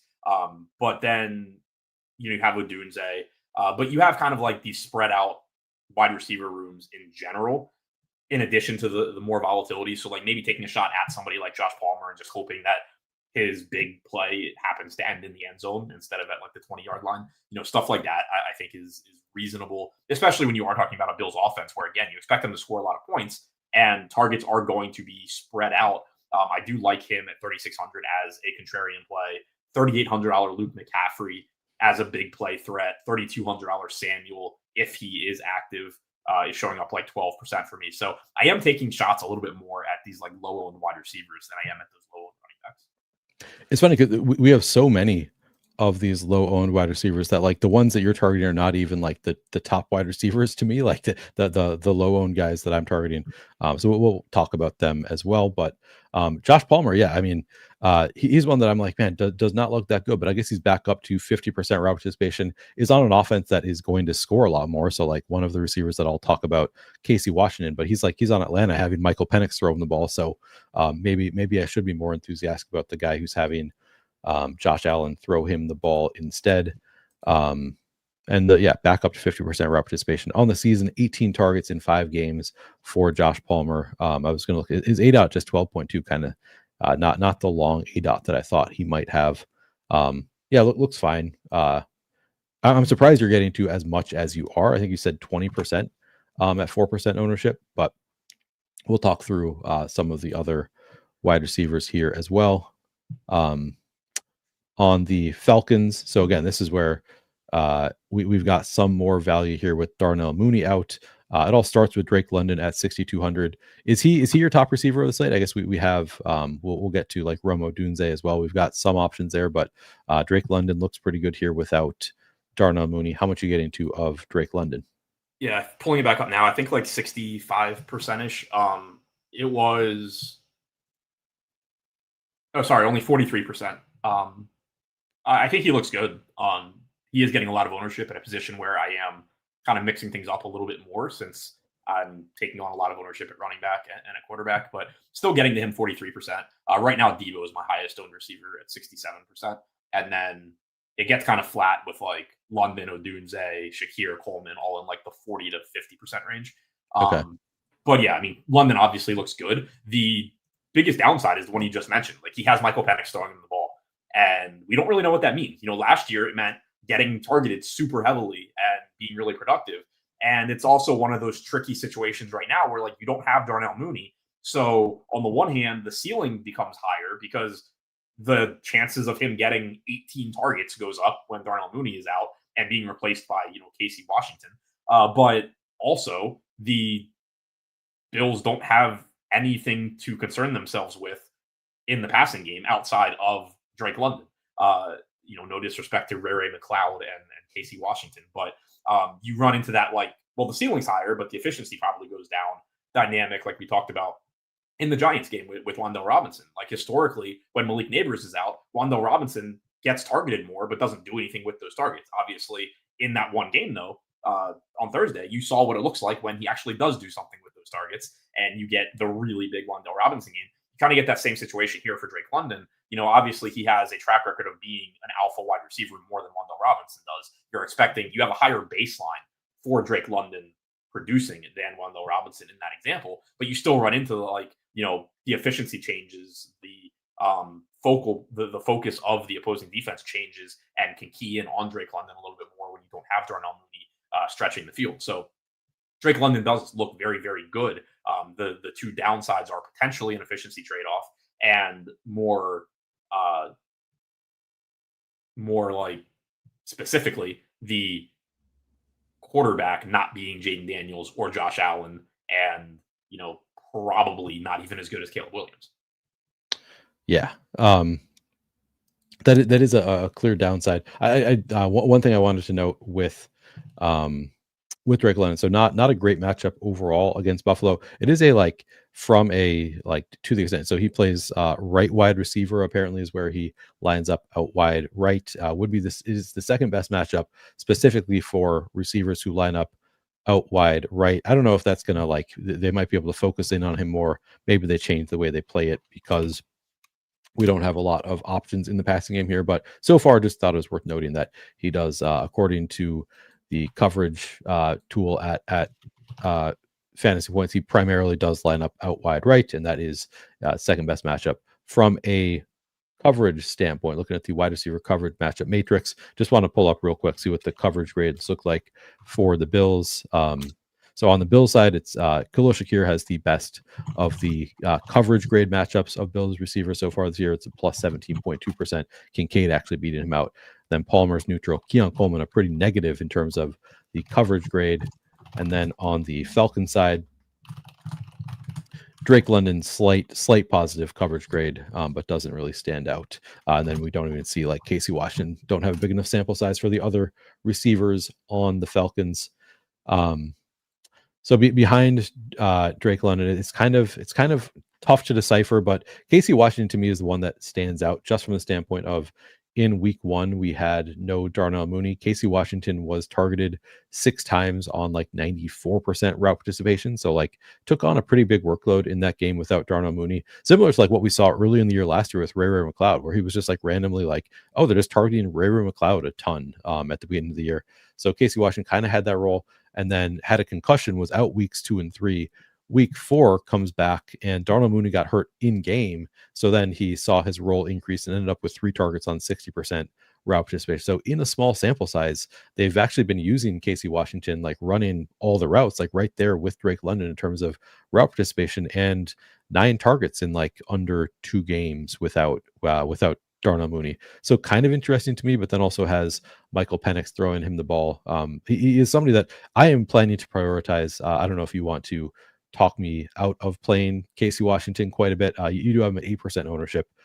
So not nothing, but single digits. How much you get into of Casey Washington? I'm not getting to much, and I think it probably does just have to do with like I agree with everything you said. And Casey Washington is definitely one of those guys that, like, when I first pulled the slate up last night, I was like, oh, maybe there's an edge here because, like, maybe the industry misprojects this and doesn't realize that, like, Casey Washington has been the guy, the next guy up in this offense this year. And then I started, playing around with stuff, and it was just like, okay, well, he's still not super useful. And if you're going to give me, I think there's kind of like a bucket here where when you factor in the volatility at wide receiver, Josh Palmer, Casey Washington, Jalen Lane, Luke McCaffrey, Chris Moore, these guys are all functionally the same play. Some of them are going to run more routes. Some of them are going to have better quarterback play. Some of them are going to get an extra target or two. But from a range of outcome standpoint, they're all the same thing. And so if I'm going to have 4% ownership projected to Palmer and twice as much to Washington, and, I didn't actually look to see what I had on McCaffrey and Lane. I'm looking at that now. 4% to Lane, 5% to McCaffrey. I kind of just want to play the ones that are getting the least ownership probably. But they are, I think, just kind of all in this bucket where they're going to have roles in their respective offenses. And again, they're differing roles in exactly what they're asked to do and what that looks like. But they all offer relatively big roles for sub 4K wide receivers. So I do kind of just want probably, like, if you're looking to exploit the field, I think you just kind of roll the dice on the lower owned ones first. If you want to play more balanced in terms of just like they're optimal X percent of the time, so I want to play them around X percent owned, then you should have pretty similar ownership, I think, or exposure rather, to all of those guys. So it kind of depends on what your strategy is, your risk tolerance, how you approach DFS in general. But I think that they're all very, very similar when you look at those cheap wide receivers. But I do agree with you. Like, we've seen Casey Washington run a lot of routes. 98% route participation week one was ahead of London and McLeod. Obviously, that was weird. You're not expecting that again. But then he came back last week. And, like you said, he ran the second most routes on the team with Mooney getting hurt in game third behind London and Kyle Pitts, second most of the wide receivers. I think you fully should be expecting the two primary outside receivers here to be Drake London and Casey Washington, with Ray McLeod as the slot guy, but also getting a lot of two tight end where it's London, Washington, Pitts, Warner on the field. Yeah. So I pulled up RotoGrinders ownership here just to like demonstrate, like, so you have Casey Washington getting double the ownership of Joshua Palmer. RotoGrinders says it, and I told you this earlier. It's also like, it's always funny for me because I start my day doing content for RotoGrinders, doing the expert survey. So like I look at their ownership first, and that's where I like form my opinions, and that's where I form my opinion of, wow, Casey Washington looks really underowned. And I look elsewhere, but then I pull up Run the Sims, and so much of the time the projected ownership that Run the Sims has is like, oh, well, that's like right where I want to be. And it's super frustrating for me, or like that's where I think the ownership should be. So then it kind of, I think, demonstrates that like the ownership projections in themselves are so fragile here. So maybe that's like a case for playing them even, like all of these guys who like you said are basically the same play. I mean, look at how many players we have here projected for between like 5 and 7 fantasy points. It is like so many receivers on this slate projecting between 5 and 7, and you look one place or another, it's going to be like, well, this guy's way more popular than that guy, he's double the ownership, and then another place it's double the ownership. And like those ownership differences matter a lot, as we've talked about at the low end. Like having 4% versus 8% makes a huge difference, but then everywhere you look in the industry has them ranked different in terms of the projected ownership. So I don't know what the actual ownership is going to end up being. So do you think that would be a case for just like playing them evenly and hoping that the field gets it wrong one way or the other? I think that's the strongest case for playing a balanced approach in general, is that you're a little bit less reliant on it's one less assumption or input that you can fuck up and really change your strategy. Like, but in this case, in a case like this specifically, like there is a lot more volatility. Like whether the number is 65, 70, 75% ownership to Robinson, he's going to be super, super popular and one of the highest owned guys on the slate. Like you're not going to get that wrong in your assumptions. But here, could very, very easily directionally be wrong on, like, you're not going to directionally be wrong on who the most popular running backs are. But within this subset of cheap wide receivers, you absolutely can get the order wrong. And so that is sort of just an argument in general for playing more balanced, like, and just figuring out, okay, this guy is optimal 8% of the time. This guy's 10%. This guy's 10%. I want to play them in, I want to play them in a ratio that is in line with that. As opposed to, well, this guy's going to be 8, this guy's going to be 2, this guy's going to be 3. So Right. I'm going to play this guy 20 and that guy 4, and then they just come in wrong and played completely different than you wanted to. Yeah, exactly.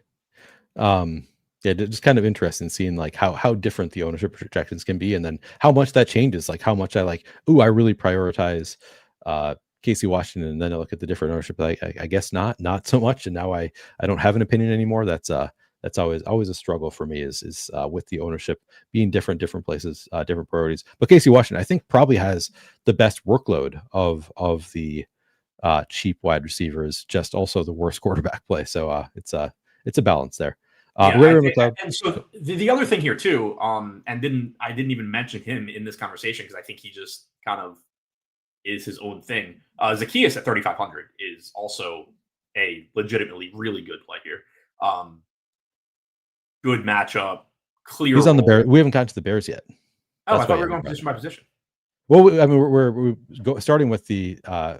I started with the Bills wide receivers and then the Falcons wide receivers. And then I guess we started talking about the cheap guys. So yeah, I kind of just lumped all the cheap wide receivers together when I was talking. True. Okay, go ahead. But like I'd forgotten to mention Zacchaeus because like I don't even view him in that same group of like those other guys I'd mentioned. And I've seen Luther Burden come up a couple times in chat. He's in that group, but he's also more expensive. But like Zacchaeus, my point here was that also like you have to keep in mind that like from a projection standpoint, Zacchaeus is just a step ahead. So first, when you pay down at wide receiver, you're going Zacchaeus, and then you're like looking to these other guys. Zacchaeus 20 targets so far in 4 games, 53.6% route participation, has been the leading slot receiver for the Bears. And I don't know that that could go away. So we will talk about Luther Burden also, who, as you mentioned, more expensive here. So I guess they've already accounted for the post-buy rookie bump for Luther Burden, but he's the one that I think like has the best chance to see a post-buy rookie bump. So I guess let's finish out talking about the Falcons. I mean, are you getting to any of Ray McLeod? I guess he's the only other. We're getting to Drake London. We're getting to Casey Washington. Are you getting to any Ray McLeod at 3,400? Not really. I think he's kind of interesting in the like, what if my assumptions are wrong sense. Yep. But also, I'm relatively confident that I'm not wrong. Just one, based on what we've seen, but then also like Mooney goes in the slot, but also runs a lot of routes out wide. It just seems really likely based on what we've seen, like that they're clearly willing to use Washington, that McLeod just like hangs on to a slot role. The biggest volatility, I think, in how much McLeod is on the field is in how often the Falcons use a 2 tight end set. And so like last week, we saw them use Warner a lot. I think he ran like 40 to 45% routes. If that cuts back, then maybe McLeod goes from 60% to 80%. Like you get something where Pitts runs his normal routes, but Warner only comes in at 20% route participation and McLeod jumps to 80%. So there is some volatility there, where that would, certainly make McLeod look a bit better. He's definitely in that bucket of cheap wide receivers. I'm not getting to him much. I have like 1% right now. Okay. But I think he's also projected for a little bit more ownership. 13% you've got him at, yeah. I had him at 3%. Okay. Rotorunners also has been 11%. So for some reason, I guess, and they also have McLeod projecting better. So maybe making the assumption that he takes on a bigger workload, which I don't know. Just looking at the route share for McLeod, 77% week 1, down to 25%, then up to 60, then down to 36. I don't know what to make of it. Maybe he sees a jump, but I think Casey Washington plays ahead of him, and then plays the slot. I don't know if you have an easy way of getting this in front of you. Look at Ray McLeod's route participation compared to Charlie Warner's, and it's basically like a very direct negative correlation. I mean, they're next to each other right here. So yeah, that's true. It's like they they go up and down 76% and 15% to 25% and 42% to 60% and 4%, 36%, 39%. That's interesting. Yeah, it's just whether they're doing 2 tight ends versus using a third receiver, basically. So like that's the thing that I think is kind of interesting. I don't even know like how actionable it is, but that's where the Ray McCloud volatility comes from. I don't even think it comes from what if Casey Washington runs less routes. I think it comes from how many routes does the tight end 2 run. Yeah. No, I think you're probably right about that. Which I don't know. I don't know what I'm expecting there. But on a 2-game slate, it's like I don't worry about it that much. Probably not that excited about Ray McCloud. It would be really fun if for like some reason Charlie Warner was going to be chalk, but like obviously he's not. Yeah, that's where like it would be super actionable. You could just be like, well, if he has a smaller role than people think, I know Ray McCloud's playing more. But in this case, it's like, well, if he has a smaller role than people think, it doesn't matter because nobody knows he exists anyway. Yeah, exactly. You're not getting any kind of leverage. Yeah. Yeah, I don't know. There might be a way to like look at the types of coverages that they play more Charlie Warner, but I don't think we have time for that on this show. There probably is a ball-knowing answer here. Yeah, there probably is. It's worth it to even figure it out, as opposed to just say like, yeah, he's running somewhere in this range, and it's not like you're going from 20% to 80% route participation, and like you suddenly become a smash play. It's like you go from a bad tertiary option to a slightly better tertiary option. I don't know. Yeah, right. Like most of it is when you factor in that, like even if you do figure out the answer here, then there's still all the additional volatility of like he's, if he runs 60% routes, his range of outcomes is still like 0. The floor is still 0. Yeah. You're covering most of this by just using any tool that has range of outcomes factored in. Yeah. Yep. On the Bears side, so we talked about Zaccheaus a little bit. Burden, again, like the route participation, just looking at the route share report. Maybe I should make this bigger. I figured out what's going wrong with the Bills sim projection, by the way. Okay. Good. As far as like I figured out what is wrong in the outputs, I obviously do not know how to just fix it. Okay. For whatever, so the actual projection for the Bills is a 48% rushing market share. For whatever reason, when it simmed, it used 37%. So it's high on Josh Allen pass attempts, which is one reason that I'm so high on the Bills receivers and Josh Allen. And it's low on Josh Allen and James Cook rushes, which obviously didn't have an impact on Josh Allen, but it did take away James Cook. Interesting. Okay, good. Glad he got that sorted out. Hopefully nobody has been running the sims just yet. Anyway. Yeah, I mean, if you're entering your lineups from 2 p.m., you deserve it. Yeah, right. Bears route participation. I mean, Luther Burden, we haven't really seen any huge jump yet. I mean, he ran up to, I guess, 27% route participation in week 4 was his highest yet. But then you get the bye week, and you often do see a post-bye rookie bump where the team kind of starts thinking, okay, I think you're ready to take on a bigger workload. Luther Burden, and he already had like a long touchdown. He can pop off for just a splash play, but then he has the potential for a little bit more work as well. You already kind of laid out Zaccheaus as a player that you like, who projects better than others, but like, could Luther Burden cut in there as a slot receiver for the Bears? And then do you have any interest in Luther Burden specifically? Yeah, he could cut in. Like, my issue is like, I don't think Zaccheaus is a bad player, and like he's been seemingly pretty productive this year. He's earning targets this year, like at a higher rate than I kind of thought that he would in this offense.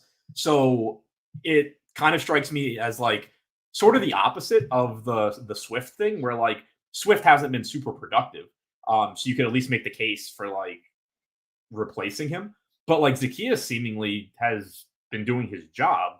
So if you're going to replace him, it would have to do more with just like, okay, it's time to play more Luther Burden, and this is where it comes, which is possible for sure. I feel, kind of more confident in projecting it if Zaccheaus weren't out there getting targeted and, being reasonably good. So that's kind of the issue that I see. And then also you have Burden coming in at the higher price.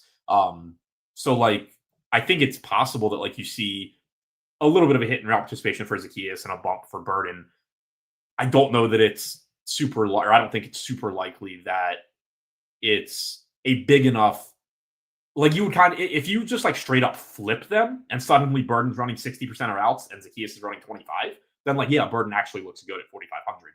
I don't think that's super likely. I think it's more likely that either we just continue to see what we've been seeing, and it's like, 60 Zacchaeus, 28 to 30 Burden, or maybe it becomes like 50 Zacchaeus, 40 Burden, something like that, to where Zacchaeus still probably looks better from a projection standpoint because he's cheaper. But every additional route that Burden runs does obviously increase the chances of Burden breaking one and then just being somebody you need because he scored a 60-yard touchdown at 4,500. I realized I framed that poorly because I was framing it as Zacchaeus versus Burden, just like those two. But there is also like I've seen people talk about like DJ Moore might actually lose routes over time. Like DJ Moore has been pretty bad so far this year, not showing a lot of effort, which he acknowledged in the offseason, like, oh yeah, I was not giving it my all last year. Now I'm back, gung ho, whatever. And then again this year, like doesn't seem like he is fully present on the Bears. So I have seen some speculation that Burden could also start to eat into DJ Moore at some point. And like I coming into the year, we thought it was going to be Burden running a lot more slot routes. He's actually been running more out wide, only 32% in the slot, which is where Zacchaeus primarily operates. So like he does have, I think, multiple ways to like he could eat into both of them, like just a little bit. Like there are ways for Burden to get there without actually like fully taking away from Zacchaeus. I don't know. Are you getting to any Burden? Do you think that he's somebody that like intrigues you at all? He intrigues me. I'm not getting to him right now, just because you do have such a huge bucket of $3,500 guys that he has to beat. But he is intriguing in that he's still cheap enough, even though he's not as cheap as all those other guys. He's still cheap enough where if he scores a long touchdown, you don't care if he's 3,500, 3,800, 4,500. You actually want him. And that is the difference between him and in general, cheap wide receivers and cheap running backs is running backs generally are going to get there by volume more so than big plays. And even if they happen, obviously there's still rushing touchdown volatility. But even that, you're talking about a 6-point play. Whereas if you get the big touchdown for a wide receiver, that play alone is 10, 11 points. Yeah. And so that's why in general, I'm going to want to be going to the cheap wide receivers more than the cheap running backs is I don't need to even necessarily have something unexpected happen in workload. I just need one play where it's a broken coverage and my guy scores a 50-yard touchdown. And that happens way more for wide receivers than it does for running backs. And if it does happen, like I said, you don't care if he's 3,500 or 4,500, whatever. Burden, I think, is less likely to be in the winning lineup by volume than somebody than like a McCaffrey or a Palmer or whatever, just because they are cheaper. But yeah, if one of them scores a long touchdown, it doesn't matter where they come in on that 3,500 to 5K price limit. And Burden certainly capable of scoring the long touchdowns, as we've already seen this year. Does it concern you that he's one of the only players on the Bears that doesn't have any sort of narrative this week? Any sort of narrative? Yeah, it's a homecoming. It's a true homecoming for Caleb Williams. It's a college homecoming for DJ Moore. It's a revenge game for Zacchaeus. It's a revenge game for Sweat, but he obviously doesn't matter for DFS. Burden is just out there. He has the post by rookie bump narrative. I mean, is that not a narrative? I mean, come on, let's give him the post by rookie bump. I think I am going to force my way onto a bit of Burden, if only to enjoy watching the games more, because it'd be so much fun to watch Luther Burden score a 50-yard touchdown and be like, all right, I'm beaten. I'm ahead of the field at this point. And you don't need that much. Like he's projected for 1% ownership. So getting to, I want to see if that's, I guess RG has him at 3%. I'd be more excited if he does come in at 1%. Probably the narrative alone is enough. Like people excited to play the rookie is enough to get him to more than 1%. But I think getting to 1 in 20 lineups, 2 in 20 lineups, two would be like excessive. But I think I could get to 5% Burden in a 150 set, something like that, 5 to 10%. Like this is a perfect spot. Like, I know when people are using like Sims tools and everything, they always ask about manually adjusting exposures and things like that. And my answer is generally that like, as long as I am happy with how my inputs look, I take what I get. This is a really good example though of, I think, a spot where I am more likely to actually look at what I have and then make some adjustments manually within this specific grouping of guys.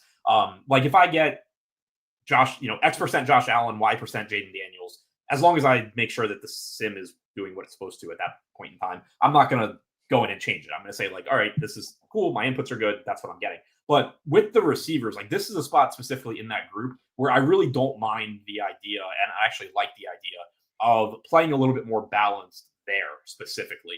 I'll exploit what I think the field's mistakes are at running back and at quarterback and whatever. But within this little group of guys that are extremely volatile, I kind of just want shots at all of them at a similar ratio to what I think they are to succeed, as opposed to exploiting these little edges that have a lot of volatility, and if I'm even projecting them correctly. Yeah.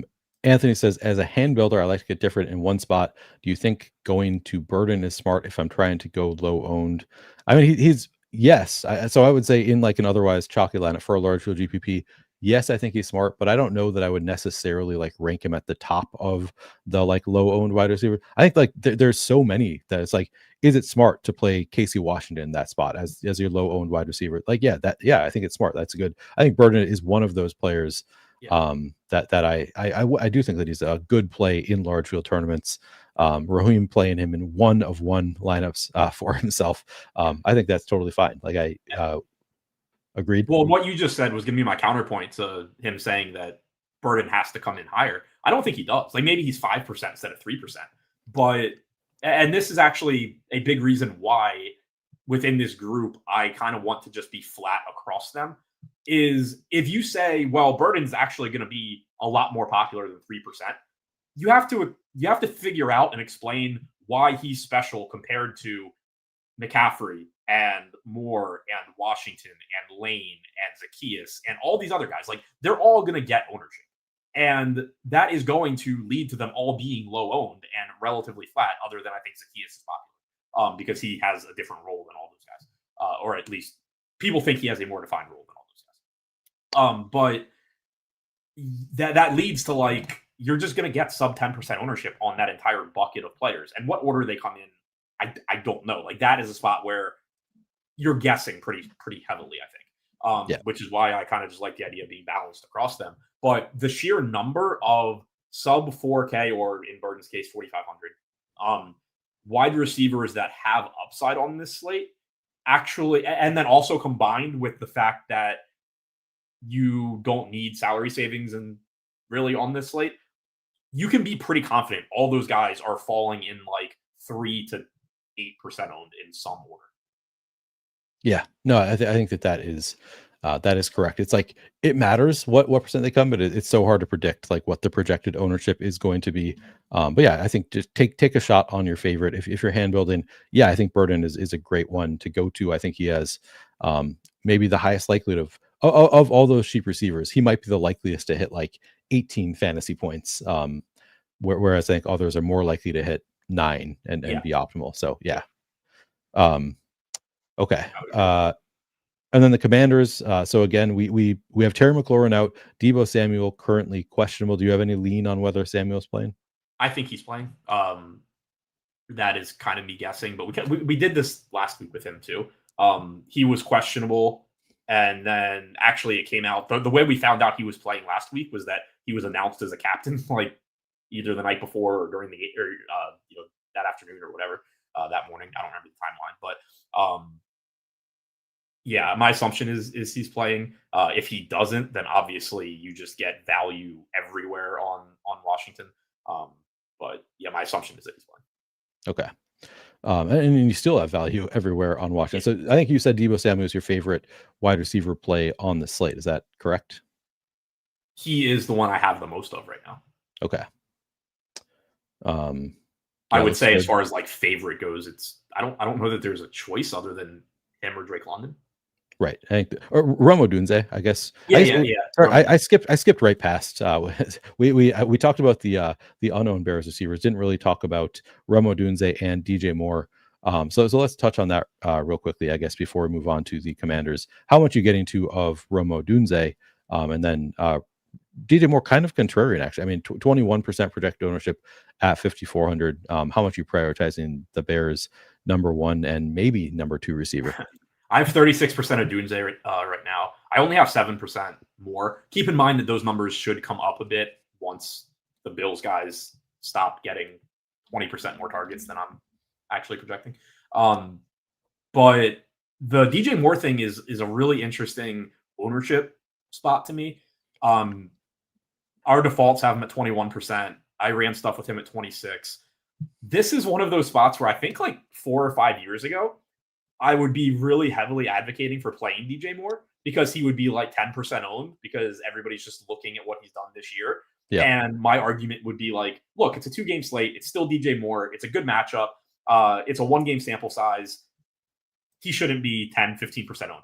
But with how people play DFS now, I think he's just going to get his 25% ownership. And I'm fine with coming in below the field because you can't just ignore what he's done this year and that he's not earning targets.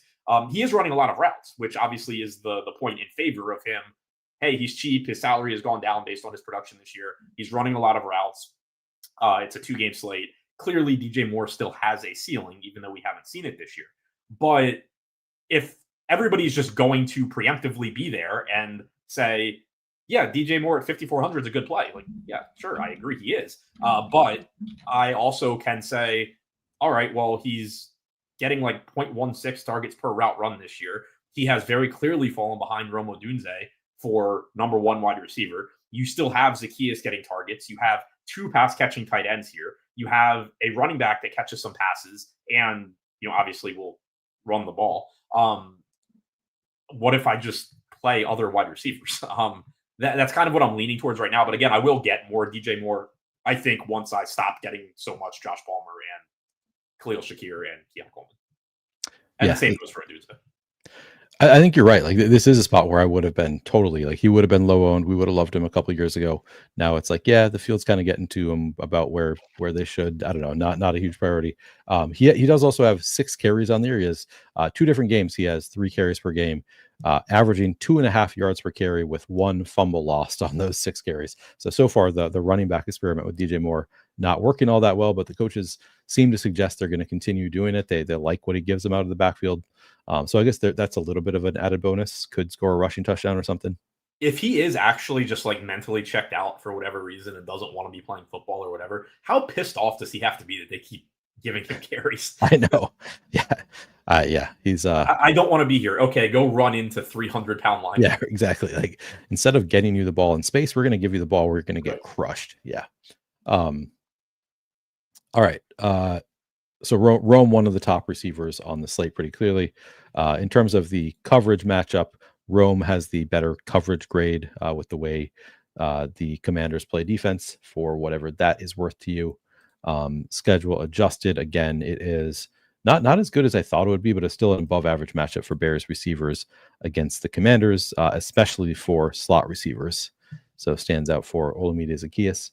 All right, now let's do the Commanders. So Debo looks good, and then you have some mix of Luke McCaffrey, Jalen Lane, and Chris Moore with no Terry McLaurin, no Noah Brown here. Do you have a preference between Luke McCaffrey, Jalen Moore, and Chris Moore? Jalen Lane and Chris Moore. Do you have a favorite of the Commanders receivers? I think McCaffrey. He's definitely the one, at least right now, that I'm getting to the most. But it's also fully a grab bag, I think. Like, I expect the most routes to be run by Chris Moore as the more like natural outside receiver, but he hasn't really been earning a lot of targets. And then last week we did see the route participation drop back a little bit. Like, he ran 65-ish% last week. He had run 87% the week before. He ran, and those are the 2 games with McLaurin out. You got 87% and then 66%. There wasn't anybody that like very clearly. The difference was John Bates being back. John Bates ran around 20% of routes. Ben Sinnott was at 10 to 15%, and then Ertz was like 70-ish%.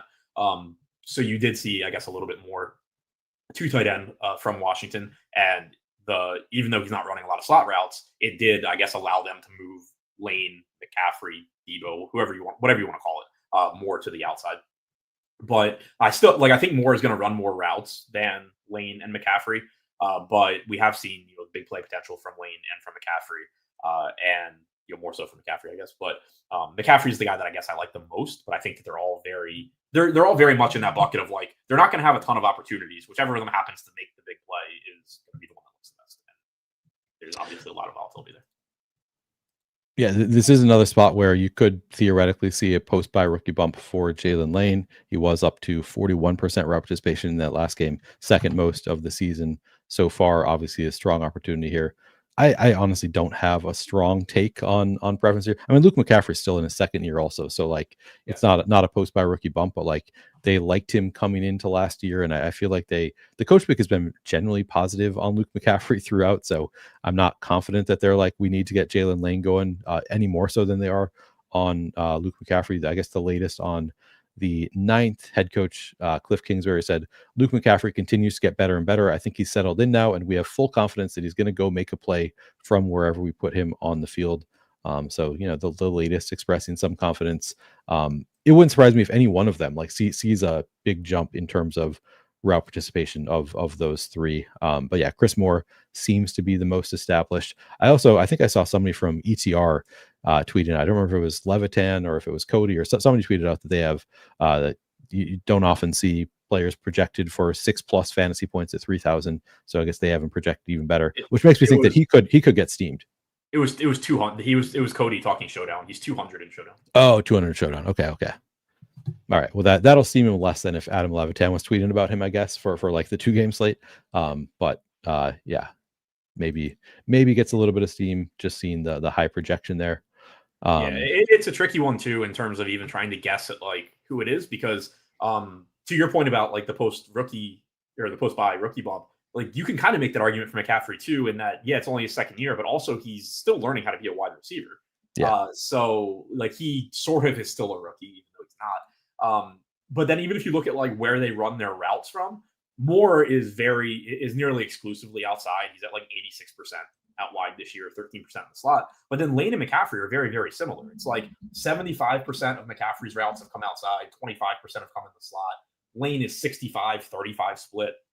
So it's not even like you can like look at one of them and come up with some sort of argument where it's like, well, you know, McCaffrey's running more outside routes. So if he jumps Chris Moore, like he's more likely to jump ahead of Chris Moore than Lane is. They're very similar there if you were to go that route. If they run more 3-wide sets, then it's good for whoever. Like Debo's the main slot guy, so it's very much, I think, just sort of an extremely fluid spot. Maybe if Debo were out, given how much slot Debo runs, it looks like Jalen Lane runs a little bit more in the slot than the other. I guess Luke McCaffrey does too, and he ran in the slot last year. I don't know, but they're maybe more likely to benefit from Debo being out. But if Debo's out, maybe it's Ben Sinnott that you want. Yeah, I mean that's a whole different conversation if Debo ends up being out. Again, I will be doing another show in just a couple hours from now before lock with a little bit more information. I'll get inactives for, I guess this is the second game, so I might get it like at the end of my show later. Won't actually know most likely.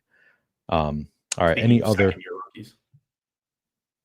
Wait, speaking of second year rookies, Ben Sinnott. Oh yeah. Just Ben like Sinnott. Supposed to be the guy last year that takes over for Ertz and just never happened. Ertz is ageless. Ertz has been on his final legs for 5 years now. I actually remember I tweeted about him when I got my appendix out. After I got out, I like sort of made a joke tweet that was like, I just woke up from being out from surgery, and I had a dream that you need Zach Ertz in best ball this year. And people were like, all the responses were negative. Like Zach Ertz is washed. He's nothing like, and he was like 29 at the time and had a down year. And then he had a good year. But that was like just funny that he's still like better now than he was, 5 years ago. Yeah. He really is. He is ageless. He's been around so long now. Like I'll do those like Sporkle quizzes where like, you're trying to like fill out a roster from, whatever. And it'll be, like Eagles tight ends from like 2008. And my first thought is like Zach Ertz. And it's like, wait, he wasn't in the league in 2008. He's only been there since like 2012 or whatever. Yeah. We don't think that Chris Rodriguez plays. So kind of making the assumption that he's not. He didn't participate in practice on Saturday. Neither did Debo for what it's worth. Yeah, but I think Debo gets a little bit more grace than Chris. He gets the veteran. Yeah, the veteran deference there. Okay. Tight ends. I mean, it's pretty like we don't have a ton of great tight end options. I'm just going to pull up the whole thing here rather than going team by team. So we just looking at the projections at tight end. You got Kyle Pitts, Dalton Kincaid, Zach Ertz. Big drop down in terms of ownership. Also, Cole Kmet, Colston Loveland, Dawson Knox. You can decide if you think Jackson Hawes, Ben Sinnott are playable. Who are you getting to the most at tight end now, Adam? Well, currently probably Dalton Kincaid, I would assume. Yeah, Dalton Kincaid right now, but I think it'll be probably Pitts 1, Kincaid 2 once I fix stuff. Okay. Kincaid looks good. Like, he's on the Bills. Like, for Kincaid, it's a lot of the same stuff that you're saying about Shakir and about Coleman and, about Palmer, where you just want pieces from the guys that are catching passes from Josh Allen. But for Kyle Pitts, I mean, you have Darnell Mooney out, so that opens up targets. The route participation for Pitts has been elite so far this season. He's running like 85 to 90% route participation, and clearly you're not expecting that to go away. Whether they run 2 tight end sets or not doesn't really matter for him. It's not a situation where both Pitts and Warner are getting bumps when they run a lot of 2 tight end. It's a situation where Pitts is getting his regardless, and then it's either Warner or McLeod getting more routes. 89% route participation last week, 96% each of the previous 2 weeks for Pitts. Those were weeks where Mooney was in. Week 1, when Mooney was out, he was 83%, but that was the same as London. Again, that was that week where like they just ran limited routes for whatever reason, and Casey Washington lapped everybody. So you're just getting Pitts on the field constantly, and he's cheap. So I do like getting to Pitts. Obviously, I like getting to Kincaid. As far as the matchup goes, like who has given up the most fantasy points to tight end so far this year, you're going back to pass catchers against Washington being appealing, and I guess trying to guess between Kmet and Loveland. So it's an interesting tight end spot where like there's nothing to pay for. There's no like clear cut, I love this guy, there's no negatives to them. Like there's a negative to all of them. For Kincaid, it's that the Bills have 100 pass catchers. For the Falcons, or for Pitts, it's that they have Penix. For the Bears, it's to some extent that they have Williams, but more so that Kmet has Loveland and Loveland has Kmet, and you have Odunze. So like there's clear negatives to all these guys. But then when you think about like the upside versus the salary, it's a really high ceiling for Kincaid, a really high ceiling for Pitts. Even for the Bears guys at these respective salaries. And then you have, agree. Kind of is like his own separate conversation. Yeah, it is. It's a hard one to like get super enthusiastic about. Like I kind of like all of them. Like you said, you can kind of make a case. I mean, Kyle Pitts does look the best. Like he's the best point per dollar play here. I think it looked like he's just looked good this year. He's looked like he is a better player than like more healthy than he has been in years past. I think he's just been playing hurt for like years now. Also apparently is like good friends with Michael Penix. Just reading the Coach Speak Index, it's like, yeah, Mike's making sure that Kyle Pitts gets his, he loves Kyle Pitts. And so I think he's going to continue to feast. He has a nice price tag. As I just showed, as you alluded to, it's the worst and second worst matchups in this game in terms of schedule adjusted fantasy points allowed to tight end. And like those two kind of gap the field in terms of how bad the matchup is for tight ends. But Pitts, the route participation has been great. Kincaid has been like, so I made the not like sort of joke that he was the worst play of all time on the Showdown slate the other week because he was 7,400. Still just runs like 50% of the routes and like hasn't been like super heavily targeted either this year, but he was heavily targeted in that most recent game. And we actually got some positive coach speak after the game that maybe they want to continue getting him the ball more. What was the quote here? On the 6th, offense coordinator Joe Brady said, "I thought Kincaid was outstanding last night. That's what we've seen from him in the last 6 months. I kicked myself for not giving him enough opportunities in the Saints game until the end of the game. Getting him involved is helpful for our offense." So it sounds like they want to continue to focus on Kincaid while he's out there, even though they apparently don't trust him to run more than like 50% of the routes. But you can make the case there for Kincaid, and then like you said, you've got Ertz looks pretty good, not super expensive, running 60 to 70% of routes typically. I don't know. I don't have a super strong lean on the tight ends, but I do actually. So the one that I like that jumps out to me, that I mean, Kmet being fairly contrarian is intriguing to me. They do have him at 13% at Roto Grinders. I thought it was single digits earlier. But Kmet has been, and you can make the case for if Colston Loveland is healthy, which I thought he had an injury designation, that maybe he gets the post-bye rookie bump. But Kmet's route participation so far has remained pretty steady. 76% last week for Kmet. That was with Loveland out, but the game before that, 69% to 17 for Kmet. I assume, or for Loveland, I assume this was an in-game injury for Loveland. But even before that, with Loveland running 44 to 47%, Kmet 65, 75%. Like, I think he's going to continue to be out there a fair amount. Do you have a preference between the Bears tight ends? I'm getting to more Kmet right now. I only have him projected for 5% ownership, and as a result, getting to 12%.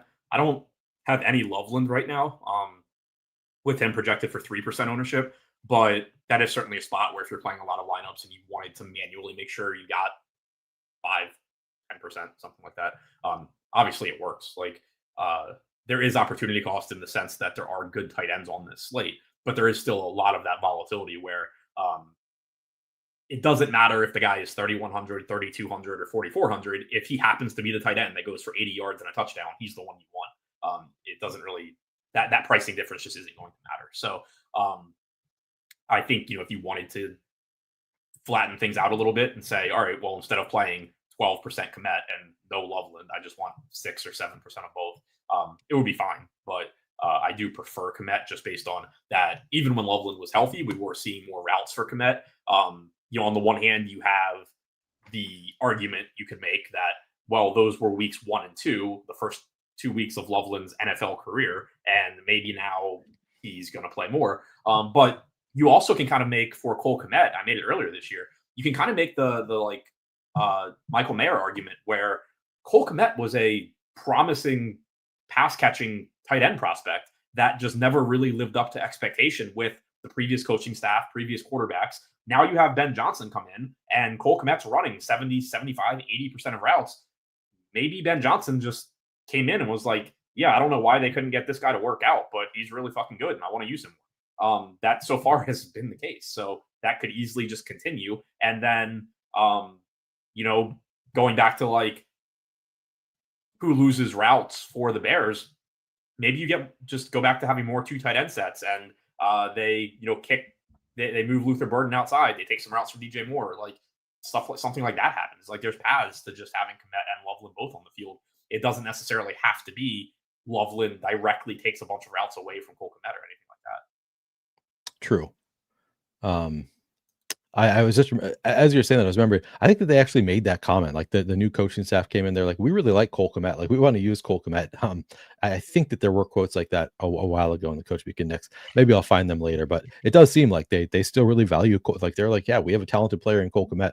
Why would we stop using him? And so far they still seem to be. So yeah, he's the one that like stood out to me at like projected for single digit ownership earlier. Like, that seems like too low for Cole Kmet, because like he's not really that far behind the others, in my opinion, in terms of his like upside here or likelihood of hitting that upside. Neither one of them are drawing a ton of targets per route. They're both at 0.14 for the season. But I mean, to put that in context, DJ Moore's at 0.16. Right. Yeah. DJ Moore. Yeah. Not really earning targets either. By the way, I haven't said it. Please do like the video and subscribe to the channel if you haven't already done so. I have to remind myself to say that from time to time on these shows. Adam, do you have any other defenses that you are tight ends you're like? Are you playing any Charlie Warner, or are you playing any Ben Sinnott? Any of these other like secondary tight ends? No, at least not right now. I do think if Debo is out, you can get really creative with what you do with Washington. Like, obviously, if he's out, projections are going to go up on Chris Moore and McCaffrey and Jalen Lane, and they should. But I do think that at that point, so I will just say that as far as like the skill set / what they're asked to do, Washington does have relatively clearly defined roles for their tight ends. Zach Ertz is the pass catcher. John Bates is an extremely good blocker.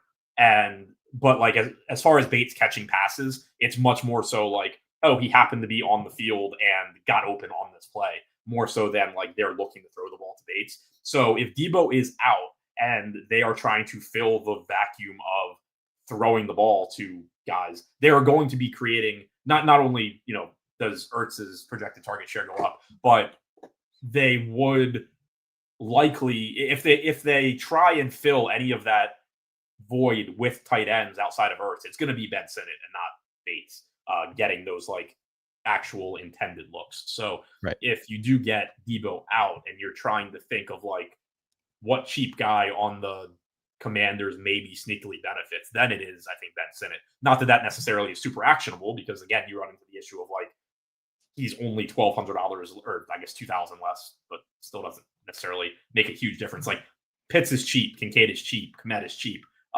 So you still need like a decent score from somebody like Sinnott probably.